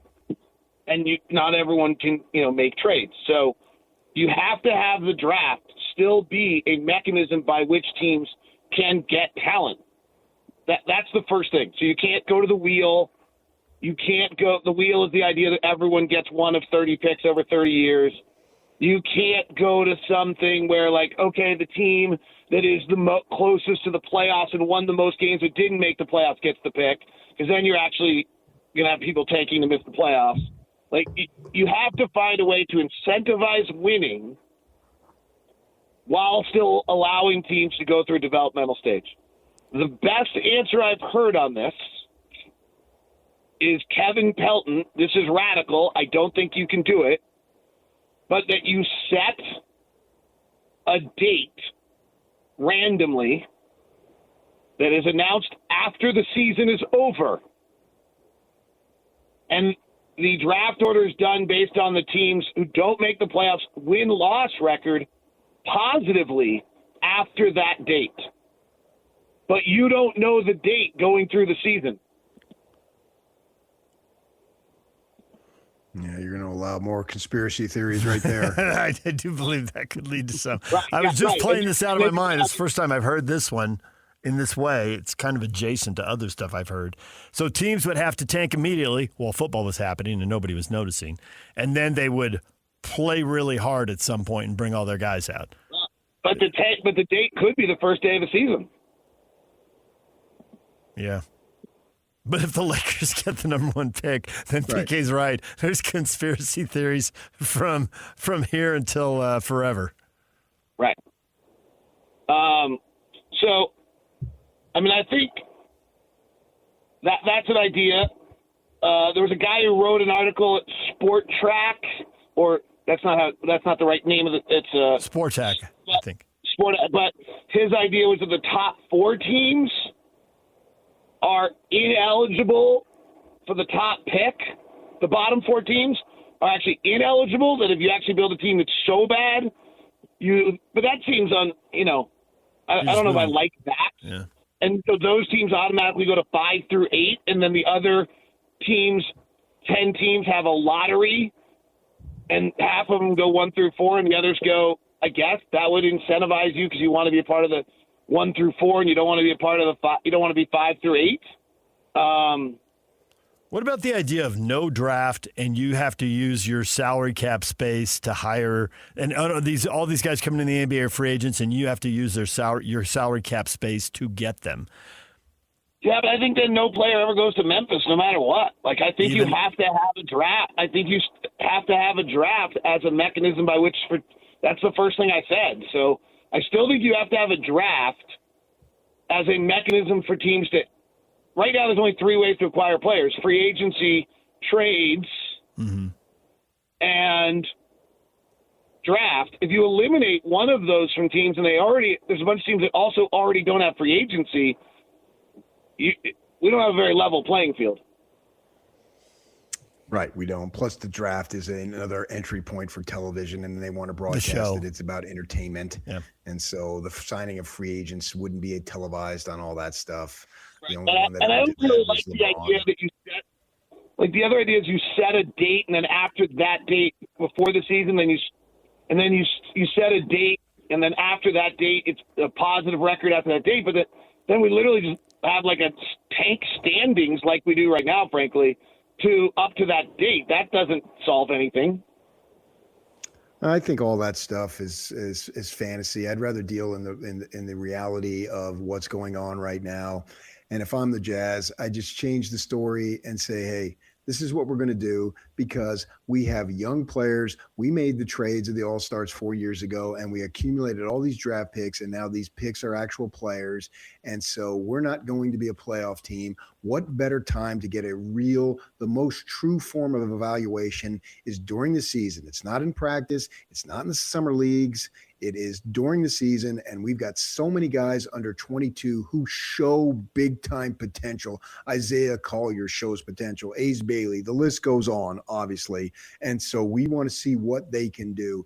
And if you think that is tanking, go ahead and think it. But we're actually trying to win at all costs for the 26-27 season, and this is in our best interest. And if you don't like it, here's my thumb on my nose, and I'm wiggling my fingers right at you. Go ahead and fine us, but we're going to get the last laugh, and we're a benefit to this league. We're not a detriment because we know what we're doing, and when we're losing, it's going to be a short time. We're not going to be like the Clippers were, obviously under Sterling for so many years, and how Washington is and how Charlotte has been. They got it going this year finally. Good for them. And these other teams, Sacramento minus the Bibby years and those guys, they've sucked forever. No, we are a plus. We're an asset to the league, and we will show you. We are trying to win for the 26-27 season, and nothing is going to get in the way of us trying to accomplish that. Well, yeah, and I don't think Adam Silver is going to find the Jazz again because he doesn't have a press conference coming up in 2 days. PR strategy, disaster containment. See, I did something. Right, he couldn't go. No, this is all this is. Like, I apologize if somebody thinks this is like whether it's my bosses or fans who think this is a ridiculous. This was only because Adam Silver has a press conference coming in 2 days, and he couldn't look like an idiot at a press conference saying he hadn't done anything about tanking when somebody had orchestrated that the media talk about it for 3 days because they benefited out of it. That's all that's going on. I did a whole podcast on it. I have no doubt. This was an orchestrated media effort by someone who benefits from the Jazz being put in the spotlight. The Jazz being put in the spotlight is too strange and too weird unless there's somebody out there that benefits from it. Somebody does. They put the Jazz in the spotlight. Adam Silver got screwed because there's no Super Bowl to talk about anymore. And so the entire national media was talking about this. And Adam Silver didn't want to go to a press conference in 2 days and stand up there and get asked about tanking and having done nothing. So it cost Ryan Smith $500,000. It's garbage. That's what happened. Yeah, well, nothing has been addressed. In terms of solutions, the Jazz actually are a solution to the tanking problem. This is the way you do it. Right. And this is and they'll get out of it. And for the next 10 years, starting in October, Adam Silver, whoever is the commissioner, they're going to have to worry about the Jazz. The Jazz are going to be right back winning again.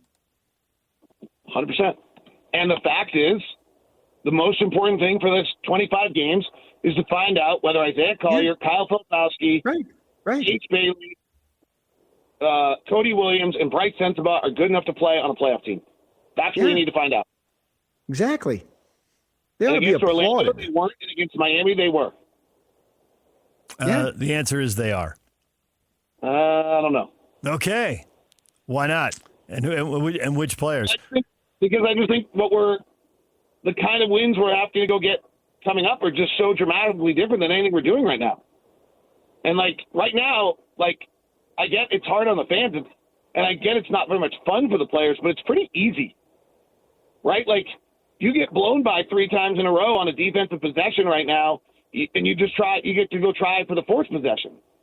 You're trying to win 50 games in the NBA season. You get blown by in 3 straight possessions. You don't play for a week.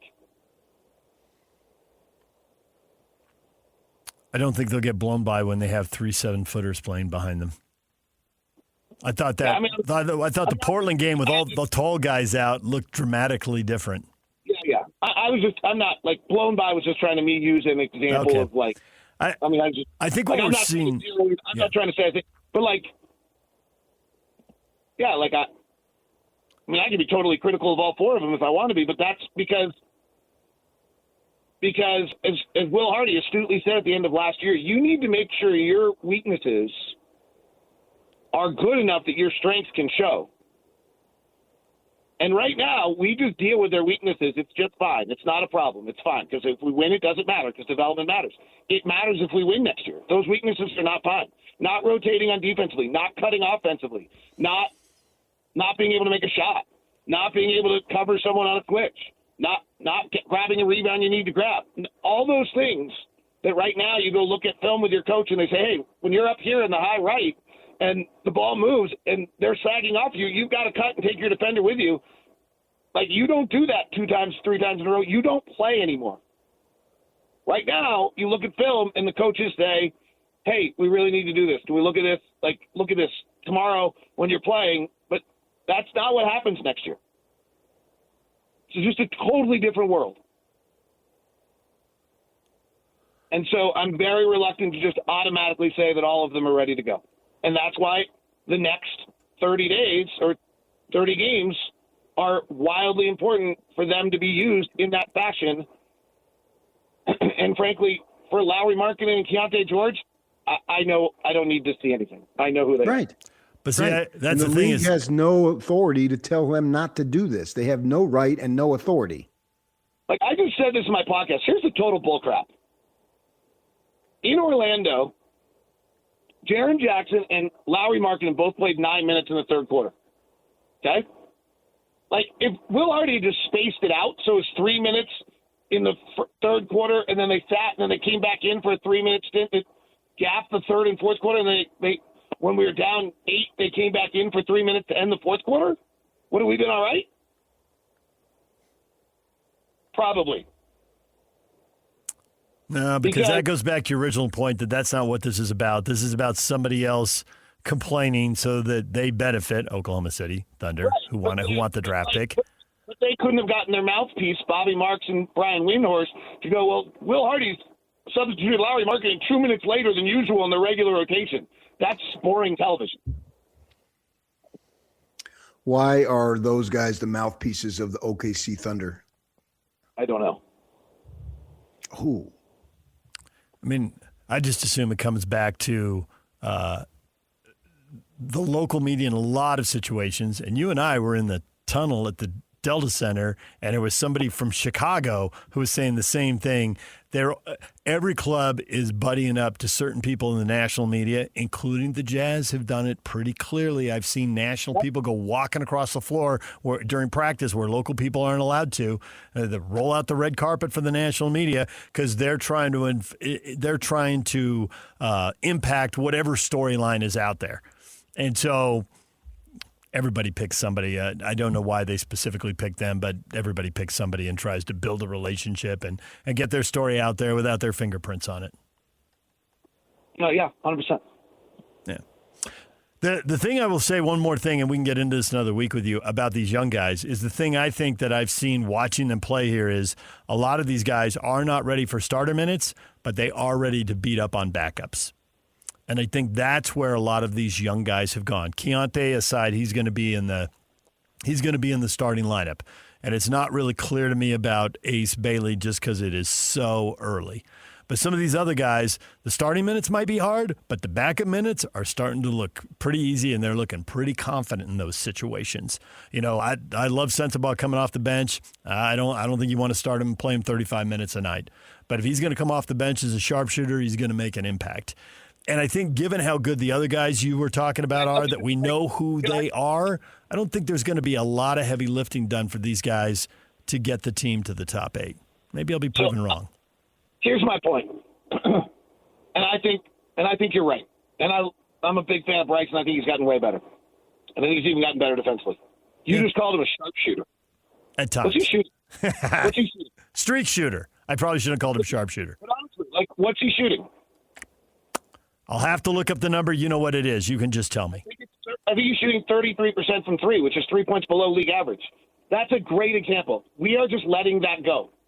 That is fine right now because he's a great shooter and he gets hot. He does all these things. He's showing signs. That's fine. If you're trying to win 50 games, he has to shoot 40%. If he's your shooter off the bench in this day and age, and you're going to win 50 games, he has to shoot 40%, not 33. That is the best example of what I was trying to say earlier. And it's not that I'm not trying to say Price is not good enough. I'm just saying that what we're allowing to have happen right now, because we're winning 20 games, and we then call it good enough, is not good enough anymore. Yeah, I had put that bar more at all these deficiencies are going to show up in the playoffs. That because they're just trying to make the playoffs, even absorbing 30 losses isn't a big deal. But when they get to the playoffs and teams have 2 weeks to hone in on this, it's going to be a major problem.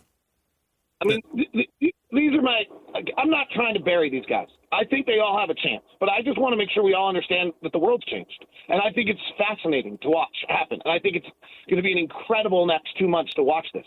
But, go look at other teams' rosters. There are not off-the-bench shooters that shoot 33% that aren't the 5 best defensive players in the NBA. Bryce is up to 34.5, by the way, just in fairness. Yeah. Okay. But Kyle's at 33 as a stretch 4, okay? That doesn't exist. Isaiah Collier. There are 3 NBA players right now who play 20 minutes a night, are guards, shoot less than 3 threes a game, and make less than 30%. Amen Thompson and Dyson Daniels, the 2 best on-ball defenders in the NBA, and Isaiah Collier. Well, David, we'll leave it right there. We'll have more weeks to talk about this. Enjoy your time off. Get some skiing in. I am at Snowbird right now in the van. Okay. Get out there. We'll let you go. So I'm off. All right. All right. Thank you, David. See ya. David Locke joining us right here. Coming up, we're going to the Olympics. Sam Farnsworth is in Italy covering it for KSL. You're seeing him on TV, and he is going to join us on the radio in about 15 minutes from Italy and talking Olympics. Stay with us.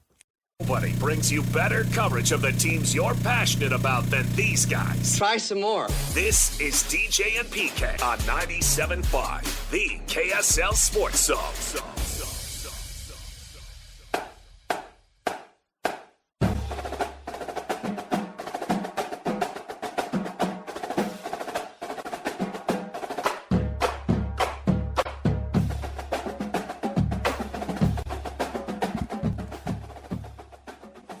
The Hercules First Federal Credit Union Salt Lake County High School Players of the Week are Kylie Falatea and Gavin Lowe. Falatea plays at West, scored 46 points, 11 assists, 10 rebounds, had a triple-double in a win over Kearns and followed it up with another triple-double, 31 points, 11 assists, and 10 boards, and a win over Cyprus. Lowe scored 23 points in a win on the road at Viewmont and then added 23 in a win over Alta. Salt Lake County Players of the Week Award, proudly presented by Hercules First Federal Credit Union. At Hercules, they're celebrating the everyday victories. Hercules First Federal Credit Union, growing stronger together. DJ and PK. You know, PK, we like to bounce around and talk about different stories. We follow a lot of different sports. We love a lot of different sports, and so do our listeners. But today, there's one story. Yeah. And there's one story nonstop.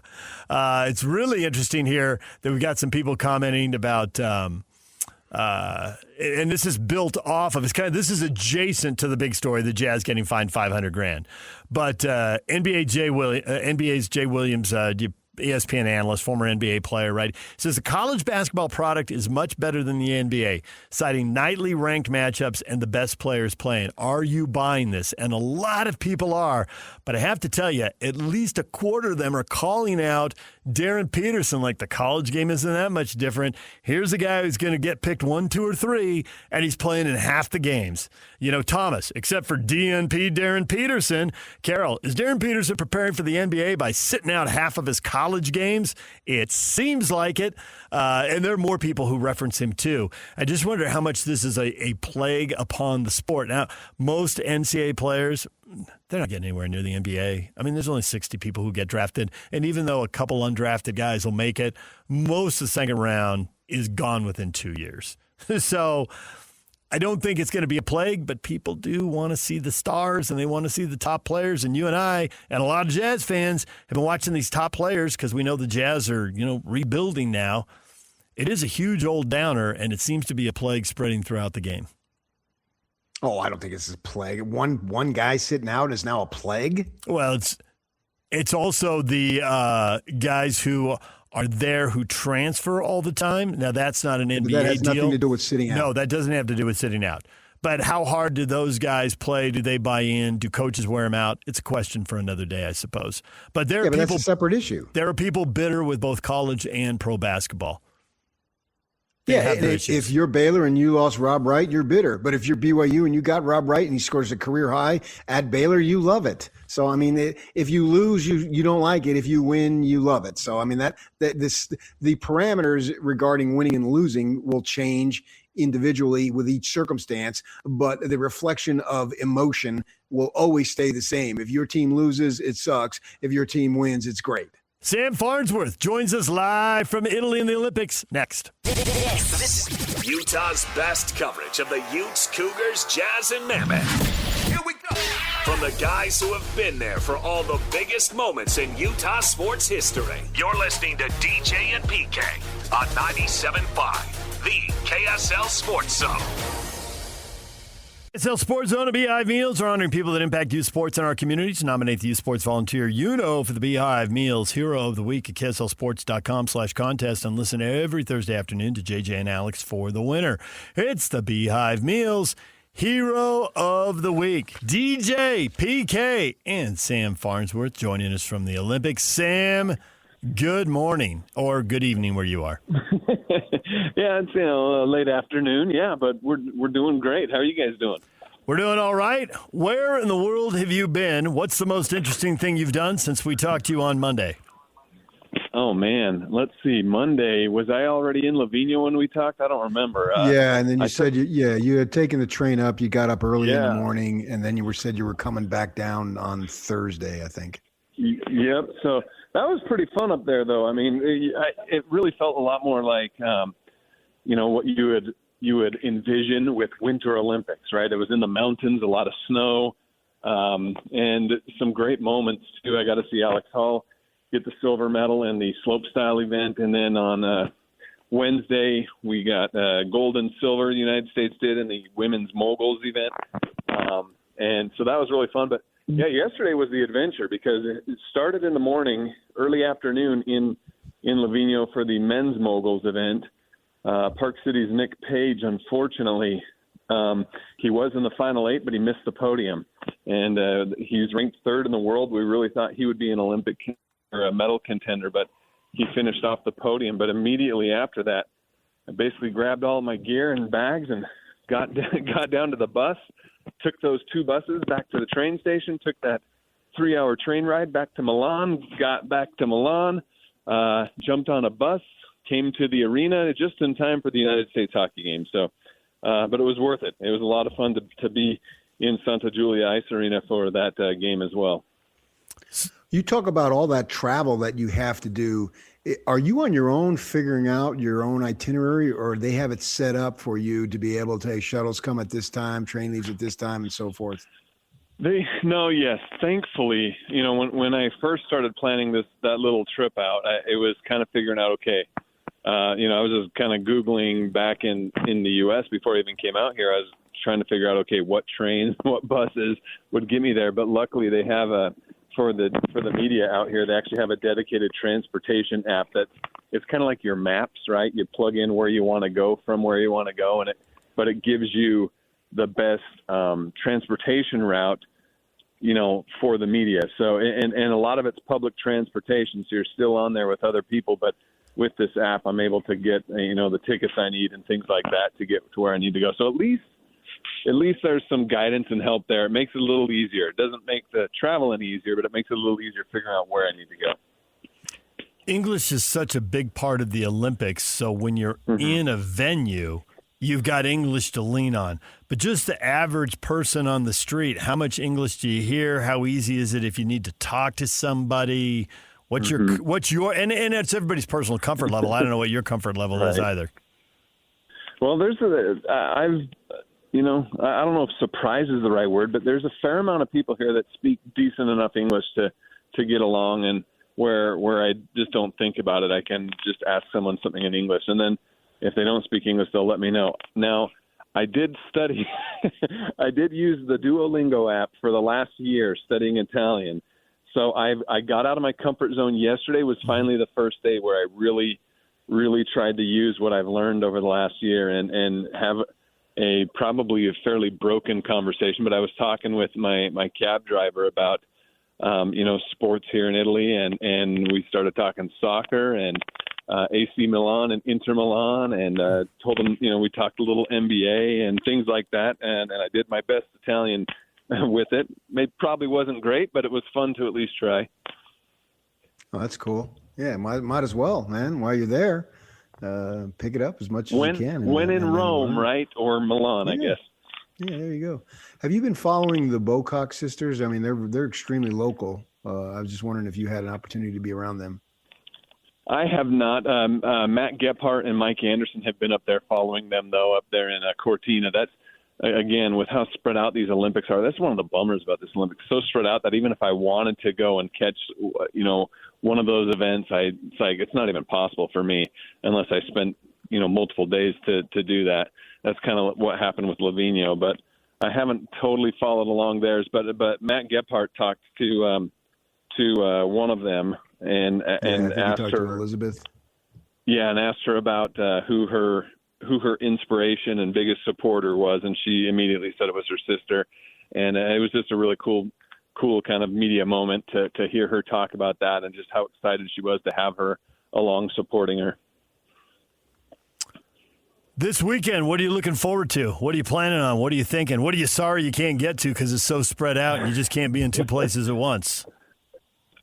Well, I've kind of just hunkered down and decided, now it's hockey for me now. And here in Milan, it's either that, it's figure skating or speed skating. That's about it right around here. And Deanie Wimmer's got the speed skating on lock, and so I'm all hockey. And this weekend's going to be fun because the U.S. play a back-to-back on Saturday, Sunday. They play Denmark Saturday, so I'll be here for that. And then the Sunday game is the one that I'm really looking forward to because they take on Germany. And Germany's got some solid players, of course, Leon Draisaitl, but they've also got J.J. Peterka from the Mammoth on that German team. Last night he assisted on a goal, so he got his first Olympic point in a German national team sweater. Clayton Keller didn't play for the U.S., so I'm hopeful. He was a healthy scratch. I'm hopeful that with back-to-backs, Saturday, Sunday, that means there's a window there where someone's got to get rest and Clayton's got to come in and maybe he'll get a good, 20-minute run one of those nights on the ice. And so that's kind of what I'm hoping for. I thought today, as I continuing with the local hockey team here, I thought today there's the game that's going on right now is Czechia and France. Czechia is leading 2-0. I thought for sure Karel Vejmelka would start today because they started Dostal on their loss last night. So they're playing back-to-backs. They lost to Canada 5-0 last night. So I was like, okay, well, it makes sense. Karel Vejmelka is going to play tonight. But nope, they their other goalie, can't even remember his name, who's bounced around a little bit in the NHL. He started in net today. So I don't know what that means for Karel in his Olympic stay here, but I'll keep an eye on that as well. But yeah, this weekend it's going to be hockey, man. It's going to be a lot of fun, and the United States women's team too. Holy cow, they're outstanding. Tonight I'll be at that game, which is their quarterfinal game. They're already in the knockout phase of hockey, and they've been so good. And just from everyone, the reporters from around the world that are following hockey out here, they just talk about how dominant this USA women's team is, and how they are the favorites to take the gold. So hopefully they get there. It's been fun to follow them so far. Is that where you are right now? Are both those men and women, is that the events to follow? Is that where everyone is excited, what everyone is excited about? I think so. I mean, so I'm at the larger of the two arenas, Santa Giulia Arena, with this Czechia game, and the arena, holy cow, it is packed with Czechia fans. They are passionate, and they showed up for their hockey team. It's quite an atmosphere. And last night when the United States played, they had a good following too, a good showing. But at first there was a lot of chants of Latvia. And I think, to me, I felt like it was probably a combination of all the other fans kind of ganging up on the U.S. But the U.S. fans showed up pretty well too. The women, they play at another arena that's all the way across town. So I'll be heading over there in about an hour. But But both of those arenas, when these games have been played, they have been packed. And so, obviously I'm more of a traditional sports fan. I still love the skiing and the speed skating and things like that. I get really excited for those. But to see the hockey games and the venues and arenas just totally packed, that's where, I kind of get my adrenaline flowing to cover those games and watch those games. What is the weather like? And I bring that up because here I think people are imagining, what if this and every winter's different? So who knows? But if this were the year that we were hosting here, there is no snow in the city. Nobody's shoveling in the city all year long. There is snow in the mountains. I got a little bit up there yesterday, and we just had David Locke on, and he's skiing. So it would be possible at this point. But the way you just described the events, it sounds like the indoor arena events, speed skating, figure skating, hockey, can be in the city, and then all the other stuff has to be moved to these other venues that are far flung, so you can't cover multiple things in the same day. Is that really the layout? And is there snow in the city? Yeah, no, that's 100% the layout. And there's not even really mountains close to Milan that I can tell.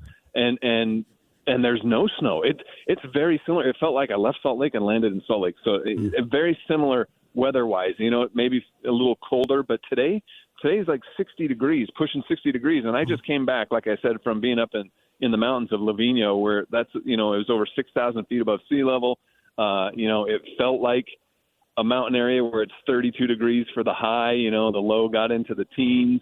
It snowed up there when I was up there a couple of days. So I came to the arena today. I had my layers on that I've been used to wearing the last 4 days, and I'm just breaking a sweat thinking, man, what am I doing wearing these extra layers today? It's very pleasant. It's very mild in Milan so far. But like you said, the indoor events, the skating events, those don't really matter when it comes to weather. But the mountain events need it, and they have plenty of it out here. So hopefully in 8 years, Salt Lake City and Utah has a much better winter than what we're having this year. What were the crowds like when you were up there covering those events? Very good. I was impressed. And I think, that town that I was at is very close. It's almost right on the border of Switzerland. So a lot of those, alpine areas, they showed up. Their fans showed up for those events. But at the same time, I kind of would look around and see where the especially at the Moguls yesterday, the last 2 days, it was very full for where they allow the fans to come in. It was very full, and I started to remember back in 2002 when I was in college at the time when the Olympics were here, and I was just like, you know what? I just want to get to an event somehow, some way. And my dad got tickets. We went to ski jumping, and I have no interest in ski jumping, but I showed up, and you know what? We got there in Park City, and there was probably, 15 to 20,000 people packed in down there. And they had a grandstand plus a standing room only area, and it was packed. And I think it's just because people want to experience an Olympic moment that they may never get to experience again in their lives. And I think up in Livigno it was very similar, where every one of those ski events was just packed with fans, whether they're an avid fan or just someone who wanted to be a part of the Olympic moment. So, but yeah, it's been very well received and well supported. When Lindsey Vonn fell and was injured here, it was a big deal. But you never know how that plays in another country. Now, she's enough of a skiing legend. Maybe it was a big deal. Is that the kind of thing everybody's talking about in the Olympics when it happens? Or it's spread out and there's so much going on that it was more of a ripple and it was bigger news here for people sitting watching on TV coming out of the Super Bowl? No, it was definitely less of a ripple and more of a big splash out here. I mean, she's definitely very well known and recognized and followed out here because, this is where Europe is where most of the World Cup season takes place for skiers, right? And so everyone knows Lindsey Vonn. She's a legend in her sport. And when that happened, it was like, I was watching it live when it happened and the broadcast was just dead silent.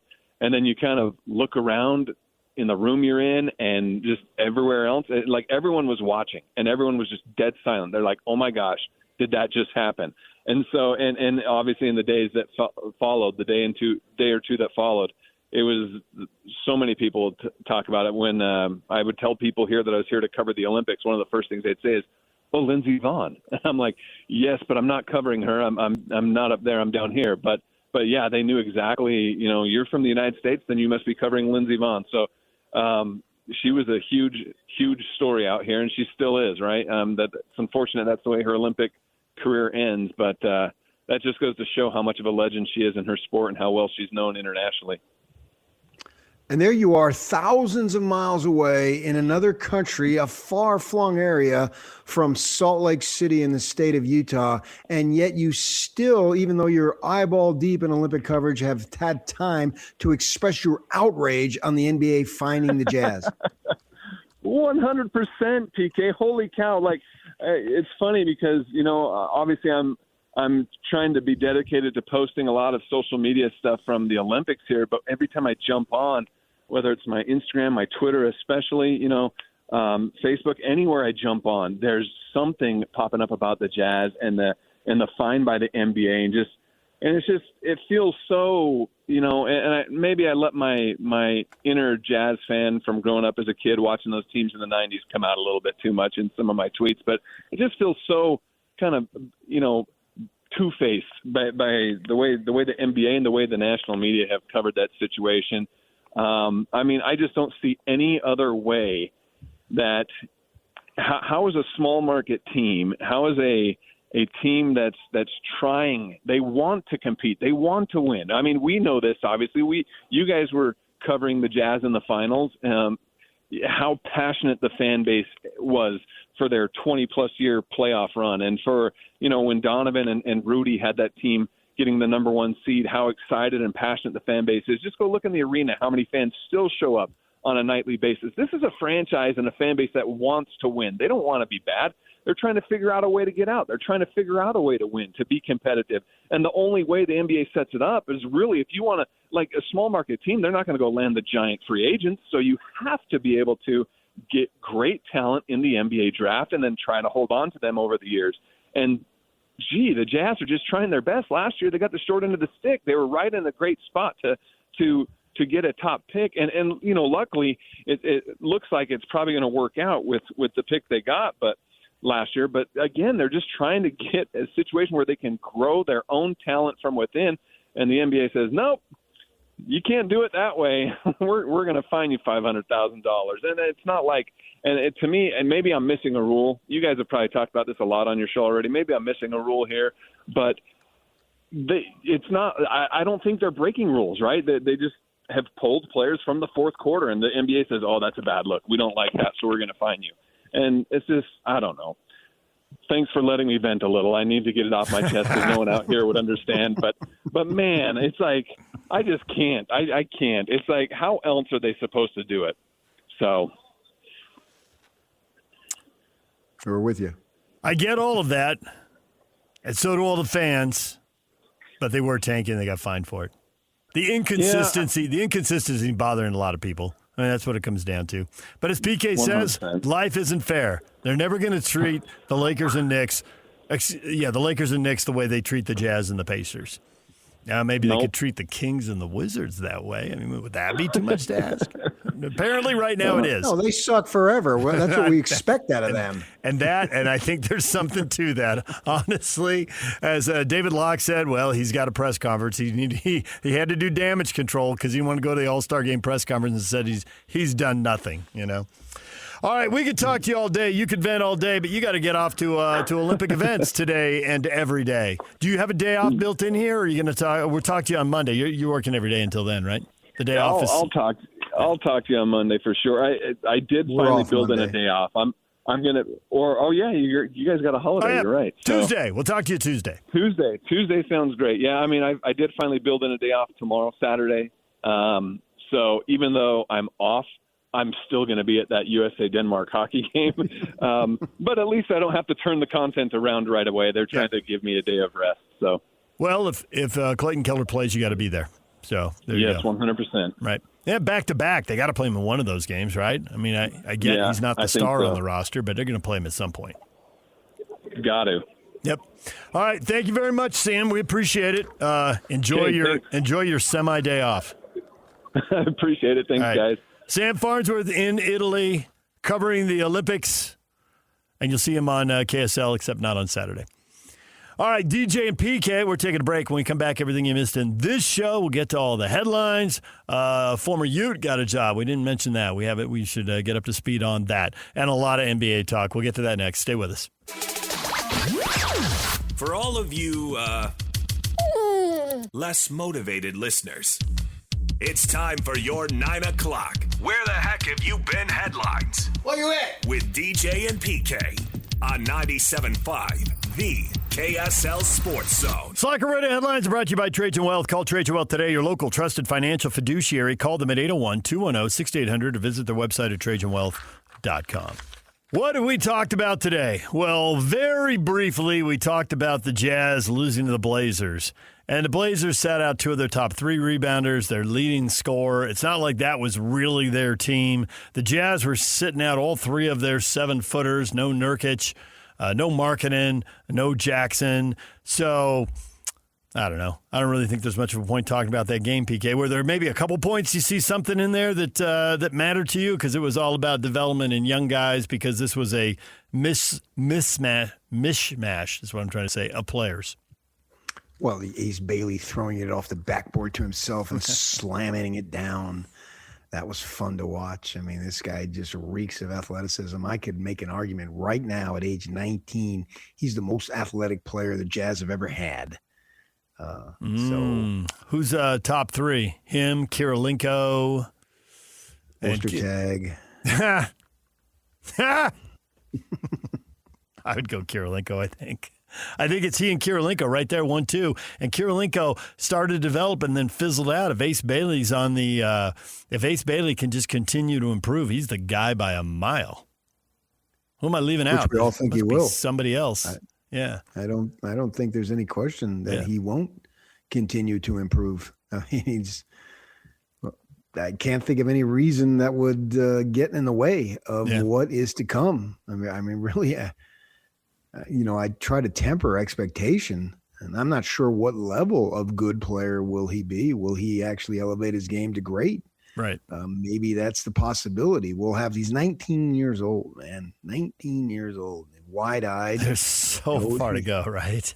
Yeah. I mean, he looks 15. That face of his, that baby face, is actually cute to see him, to see his exuberance out there. So all those things that seemed to be an issue when he was drafted don't seem to be. That ESPN pumped up for 2 or 3 days, as you have to look for stories, man, because you have to get on the air and you have to say something. And in order to keep your job, you have to attract the listeners. I mean, I can't believe the number of people in media who say bombastic things just for the sake of keeping their job. That is appalling to me. Nice. Well played. Well played. I think we all got it. Yeah, that was a storyline that his agent constructed, trying to get him to Washington, and I think he should be super excited he didn't end up in Washington, and super excited that he's parted ways from the agent, because watching him, that doesn't look like any of that was even remotely accurate to how he carries himself day in and day out. He's like the polar opposite of all of that, whatever that was built up. And then I think the second story, obviously the number one story, is the fine and all the fallout. Yep. And then I think within that, the top story within that fine and fallout is Ryan Smith going after Marks a couple of times, or one time actually was going after, well, we won the game, we'll agree to disagree, and then going after Marks about how he should sit this one out. Yeah, that was pointed, that you don't normally see from an owner. Not that I have any problem with it whatsoever. You got something to say, and because the Jazz have been dumped on, it seems like, for 2 weeks. Even though it's only been a week, it seems like it's been 2. And so somebody's got to push back at a national level. Mm-hmm. I mean, we have been pushing back, but we're local guys, and we think it's outrageous, the whole concept of it. But why not stand up for yourself? So I've got no problem with him doing that and going after somebody who questioned your integrity. I mean, that is like obviously questioning your character. You can say, I've always said, for me in my business, I've had a lot of bosses who never really appreciated what I did. And because I'm not the greatest writer, I'm not the greatest this or that, but I always took offense if you ever questioned my work ethic, because you're not only insulting me, you're insulting my father, who I saw on the back of a garbage truck when I was 15 years old to try to make money for his family. And I have a legacy, and I owe it to my father to be able to carry, because I literally bear his name. So when you're insulting me on that, you're insulting him, and I will not have that. And so when you start to question someone's integrity, that's pretty low. The points that we've been made, to recap it for those of you just joining the show, is that the Jazz have prioritized player development. Young guys who are going to have to grow into some kind of role, whether that's the 10th, 8th, or 5th best player on the team, whatever it is next year when they're trying to get to the playoffs and trying to win 50 games. To give those guys experience and to play those guys now is the obvious positive. Right. Are they tanking games? No one would debate that. They're tanking for 4 years. If they're going to find somebody, why aren't they finding everybody? And how much of this is Oklahoma City's behind it? They're complaining about the Jazz, specifically at a league office, because they want that draft pick, and they know what the Jazz are doing. And they want that pick because this draft is really deep. And even at 9 and 10, Oklahoma City has a fair amount of confidence that they'll get a pretty good player, which is not outrageous. If I were the Jazz and the situation were reversed, I'd want the Jazz to do it too. Yeah. I saw somebody put out on Twitter that Marks in like 2019 put out a tweet that said, let's stop with calling it tanking. If it's tanking at the expense of playing young players to see how they can develop, let's call it player development. So that's kind of funny. 7 years ago, he was fine with it. But He was on the other side. What the Jazz are doing. Yeah. Well, those inconsistencies, the fact, and I think to your point that by being willing to wade in there, Ryan Smith's quote on social media, I'm looking at ESPN did a story off their news services, AP, and they pull quotes from here and there or whatever and put something up there. And midway through the story, they're quoting Ryan Smith on social media, agree to disagree. Also, we won the game in Miami and got fined. That makes sense. So, he does get his spin on the story. The thing I found interesting in the story, PK, and because they didn't give it to a beat writer, who knows if it was written someone a lot of experience, Utah prioritizing player development, the front office motivated to hold on to the pick because it's top 8 predicted. Falling outside the bottom 8 means Utah loses to Oklahoma City. All of that is literally in the last paragraph of the story. Burying the lead? I guess the lead is $500,000, but right after that, here's the crux of the issue. Oklahoma City wants the pick. The Jazz want the pick. Yeah. The Jazz have young players to develop who are obviously going to be in the rotation next year. So they can say, hey, we're not tanking. That is at the heart of the story. I think the heart of the issue here for the Jazz is their first responsibility to themselves, or is it to the league? Oh, awesome. You'd like to say it's to the league because they all rise and fall together in these TV contract negotiations, but resting players, game management, and tanking, we all trace it back to San Antonio, whether it was tanking to get Duncan or game management, especially with Ginobili, but with Parker and Kawhi Leonard and Duncan at times. Like, they were at the forefront of this. And that was about themselves, and you got to give it to Popovich. He was right. Hey, I'm going to protect my games. January, February, March doesn't matter. April, May, June does. I'm going to keep them fresher. I'm going to keep them healthy because I want championships. Nobody's going to remember if we win 53, 58, or 63 games, but they're going to remember we have 5 championships, and we all do. So what you're saying is what Jazz have did that San Antonio have not did. Thank you, Carl. Yes. Yes, Right. I guess I am saying that. And that comes to the bigger issue. Okay, the commissioner's got a press conference Saturday. Locke pointed this out. Listen to his interview wherever you get your podcast.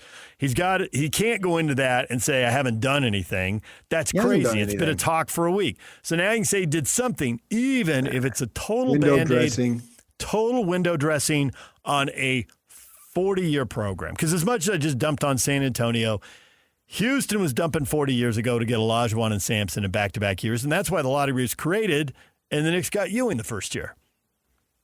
So we can flatten out the odds. Don Nelson used to hack a shack, send him to the line, and then they created a rule like with under 2 minutes.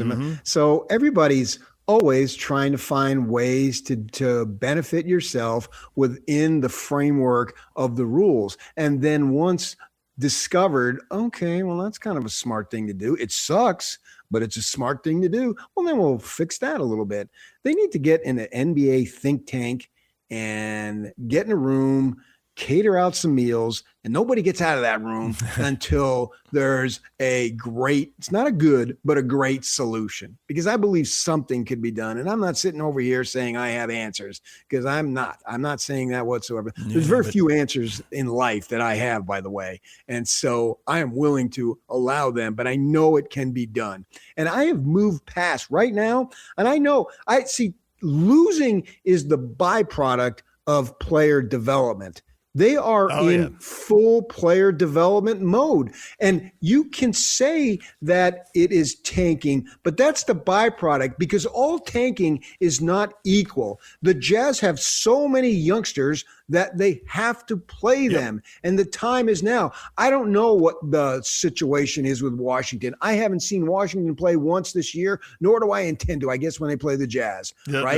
Those and two are so coming up. I don't know what their draft picks are, and I don't give a crap what they are. But I know who the draft picks are for the Jazz, because it's my job to know. And I know that these guys all have, Locke talking about all their weaknesses. Fine. They all got weaknesses. There's like 6 players in the history of the game that don't have weaknesses. I want to see what their weaknesses are, yes, but also their positives, because I'm not probably asking any of them to be stars. Was Howard Isley a star? No, but he filled a role behind Stockton when they were going into the finals. And I'm sure Howard Isley had plenty of weaknesses, but let's accentuate the positive. Shandon Anderson didn't have a lot of positives, but he's a big guard, put him on the low post and against the second unit and have opportunities to be effective. And Jerry Sloan did that as well as anybody in the history of the game who ever took guys that were average and used and accentuated their positives. And Will Hardy could probably do the same when given the opportunity. And that's what we'll see next year. So if that means they lose games this year, so be it, because it is about player development to help them win next year. Okay. And in the succeeding years. Is there a class on player development at Thunderbird High? Because if there isn't, then you just unknowingly quoted one of Pablo's, I don't want to say it was a rant, but it was a definitive statement. When you say player development, be ready to lose. Now, of course, he said that because he's a coach and he knows he's held accountable for winning. And he's sitting in a meeting and he's doing player development like, that could end up being bad for me. As everybody looks out for themselves. But he's right. And it's true across every sport. And as a matter of fact, it's true across college. It's why if you have great talent, college football and basketball teams will take you as a freshman. If you have great talent. But otherwise, they're going for somebody with 3 or 4 years of experience. They've been developed. Let them go lose games for somebody else. I'll take them when they're ready to win games. Unless you have awesome talent and you just walk in and, puff out your chest and get the job done. And that's what the Jazz decided to do 4 years ago, and they'll get out of it. From like 1987, say 80, maybe even 86 to what? 1997, the Jazz weren't about 1998, 1999. They weren't about player development. They were about winning. And that's why they tried to go out and get veterans and win. I don't even remember any of their draft picks at that point. Certainly didn't seem like they had that many that actually stayed and stuck with the team. And they were about that. And this team, this franchise will get to that point, and they'll get to that point sooner rather than later. And if that's not good enough for you, Adam Silver and whomever else is in the office there, too bad. DJ PK, your feedback when we come back. Stay with us. And now, enough of us. It's time to hear from you. From all your texts, tweets, and posts. This is the best feedback of the day. Ooh, I was there. That's the best game of my life. With DJ and PK on 97.5, the KSL Sports Zone. All right, time for your feedback. All these reports, NBA fines, Jazz $500,000, fourth quarter benchings. This is your chance to vent. Rob says, and we get a lot of Jazz fans responding to this, but Rob says, I'm not a Jazz fan, and I think the fine is indefensible.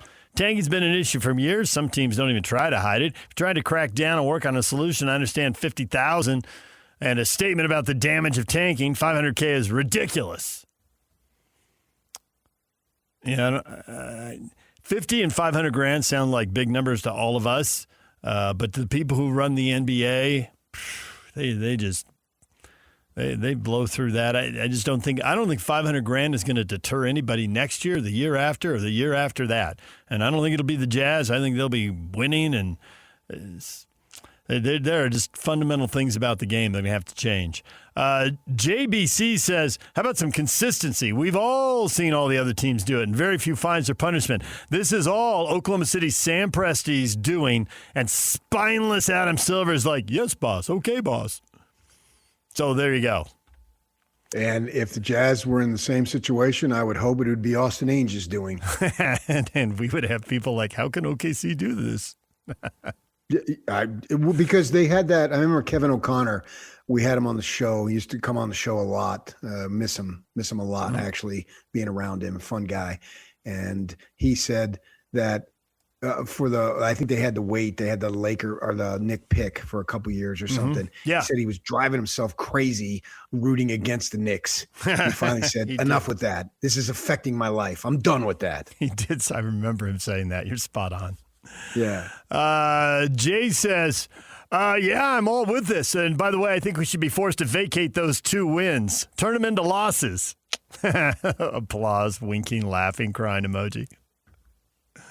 No, it would be the other way around. It actually turn them into wins to penalize them, huh? Turn Orlando into a win if you're going to penalize them, yeah. But that's always the thing. He's here. The coach has to forfeit off his record, or team has to take a banner down. Take those 2 wins away. Drop the Jazz further behind the Mavericks. Get them back there with the Wizards. I prefer to take my breath away. Sing it. Top Gun. Big 12 runner-up champs. You can't actually use a game the Jazz won at Miami as a reference for tanking. Adam Silver has to go. He's lost the league and the fans. Well, Adam Silver is signed through the end of the decade, so I don't think Adam Silver's going anywhere right away.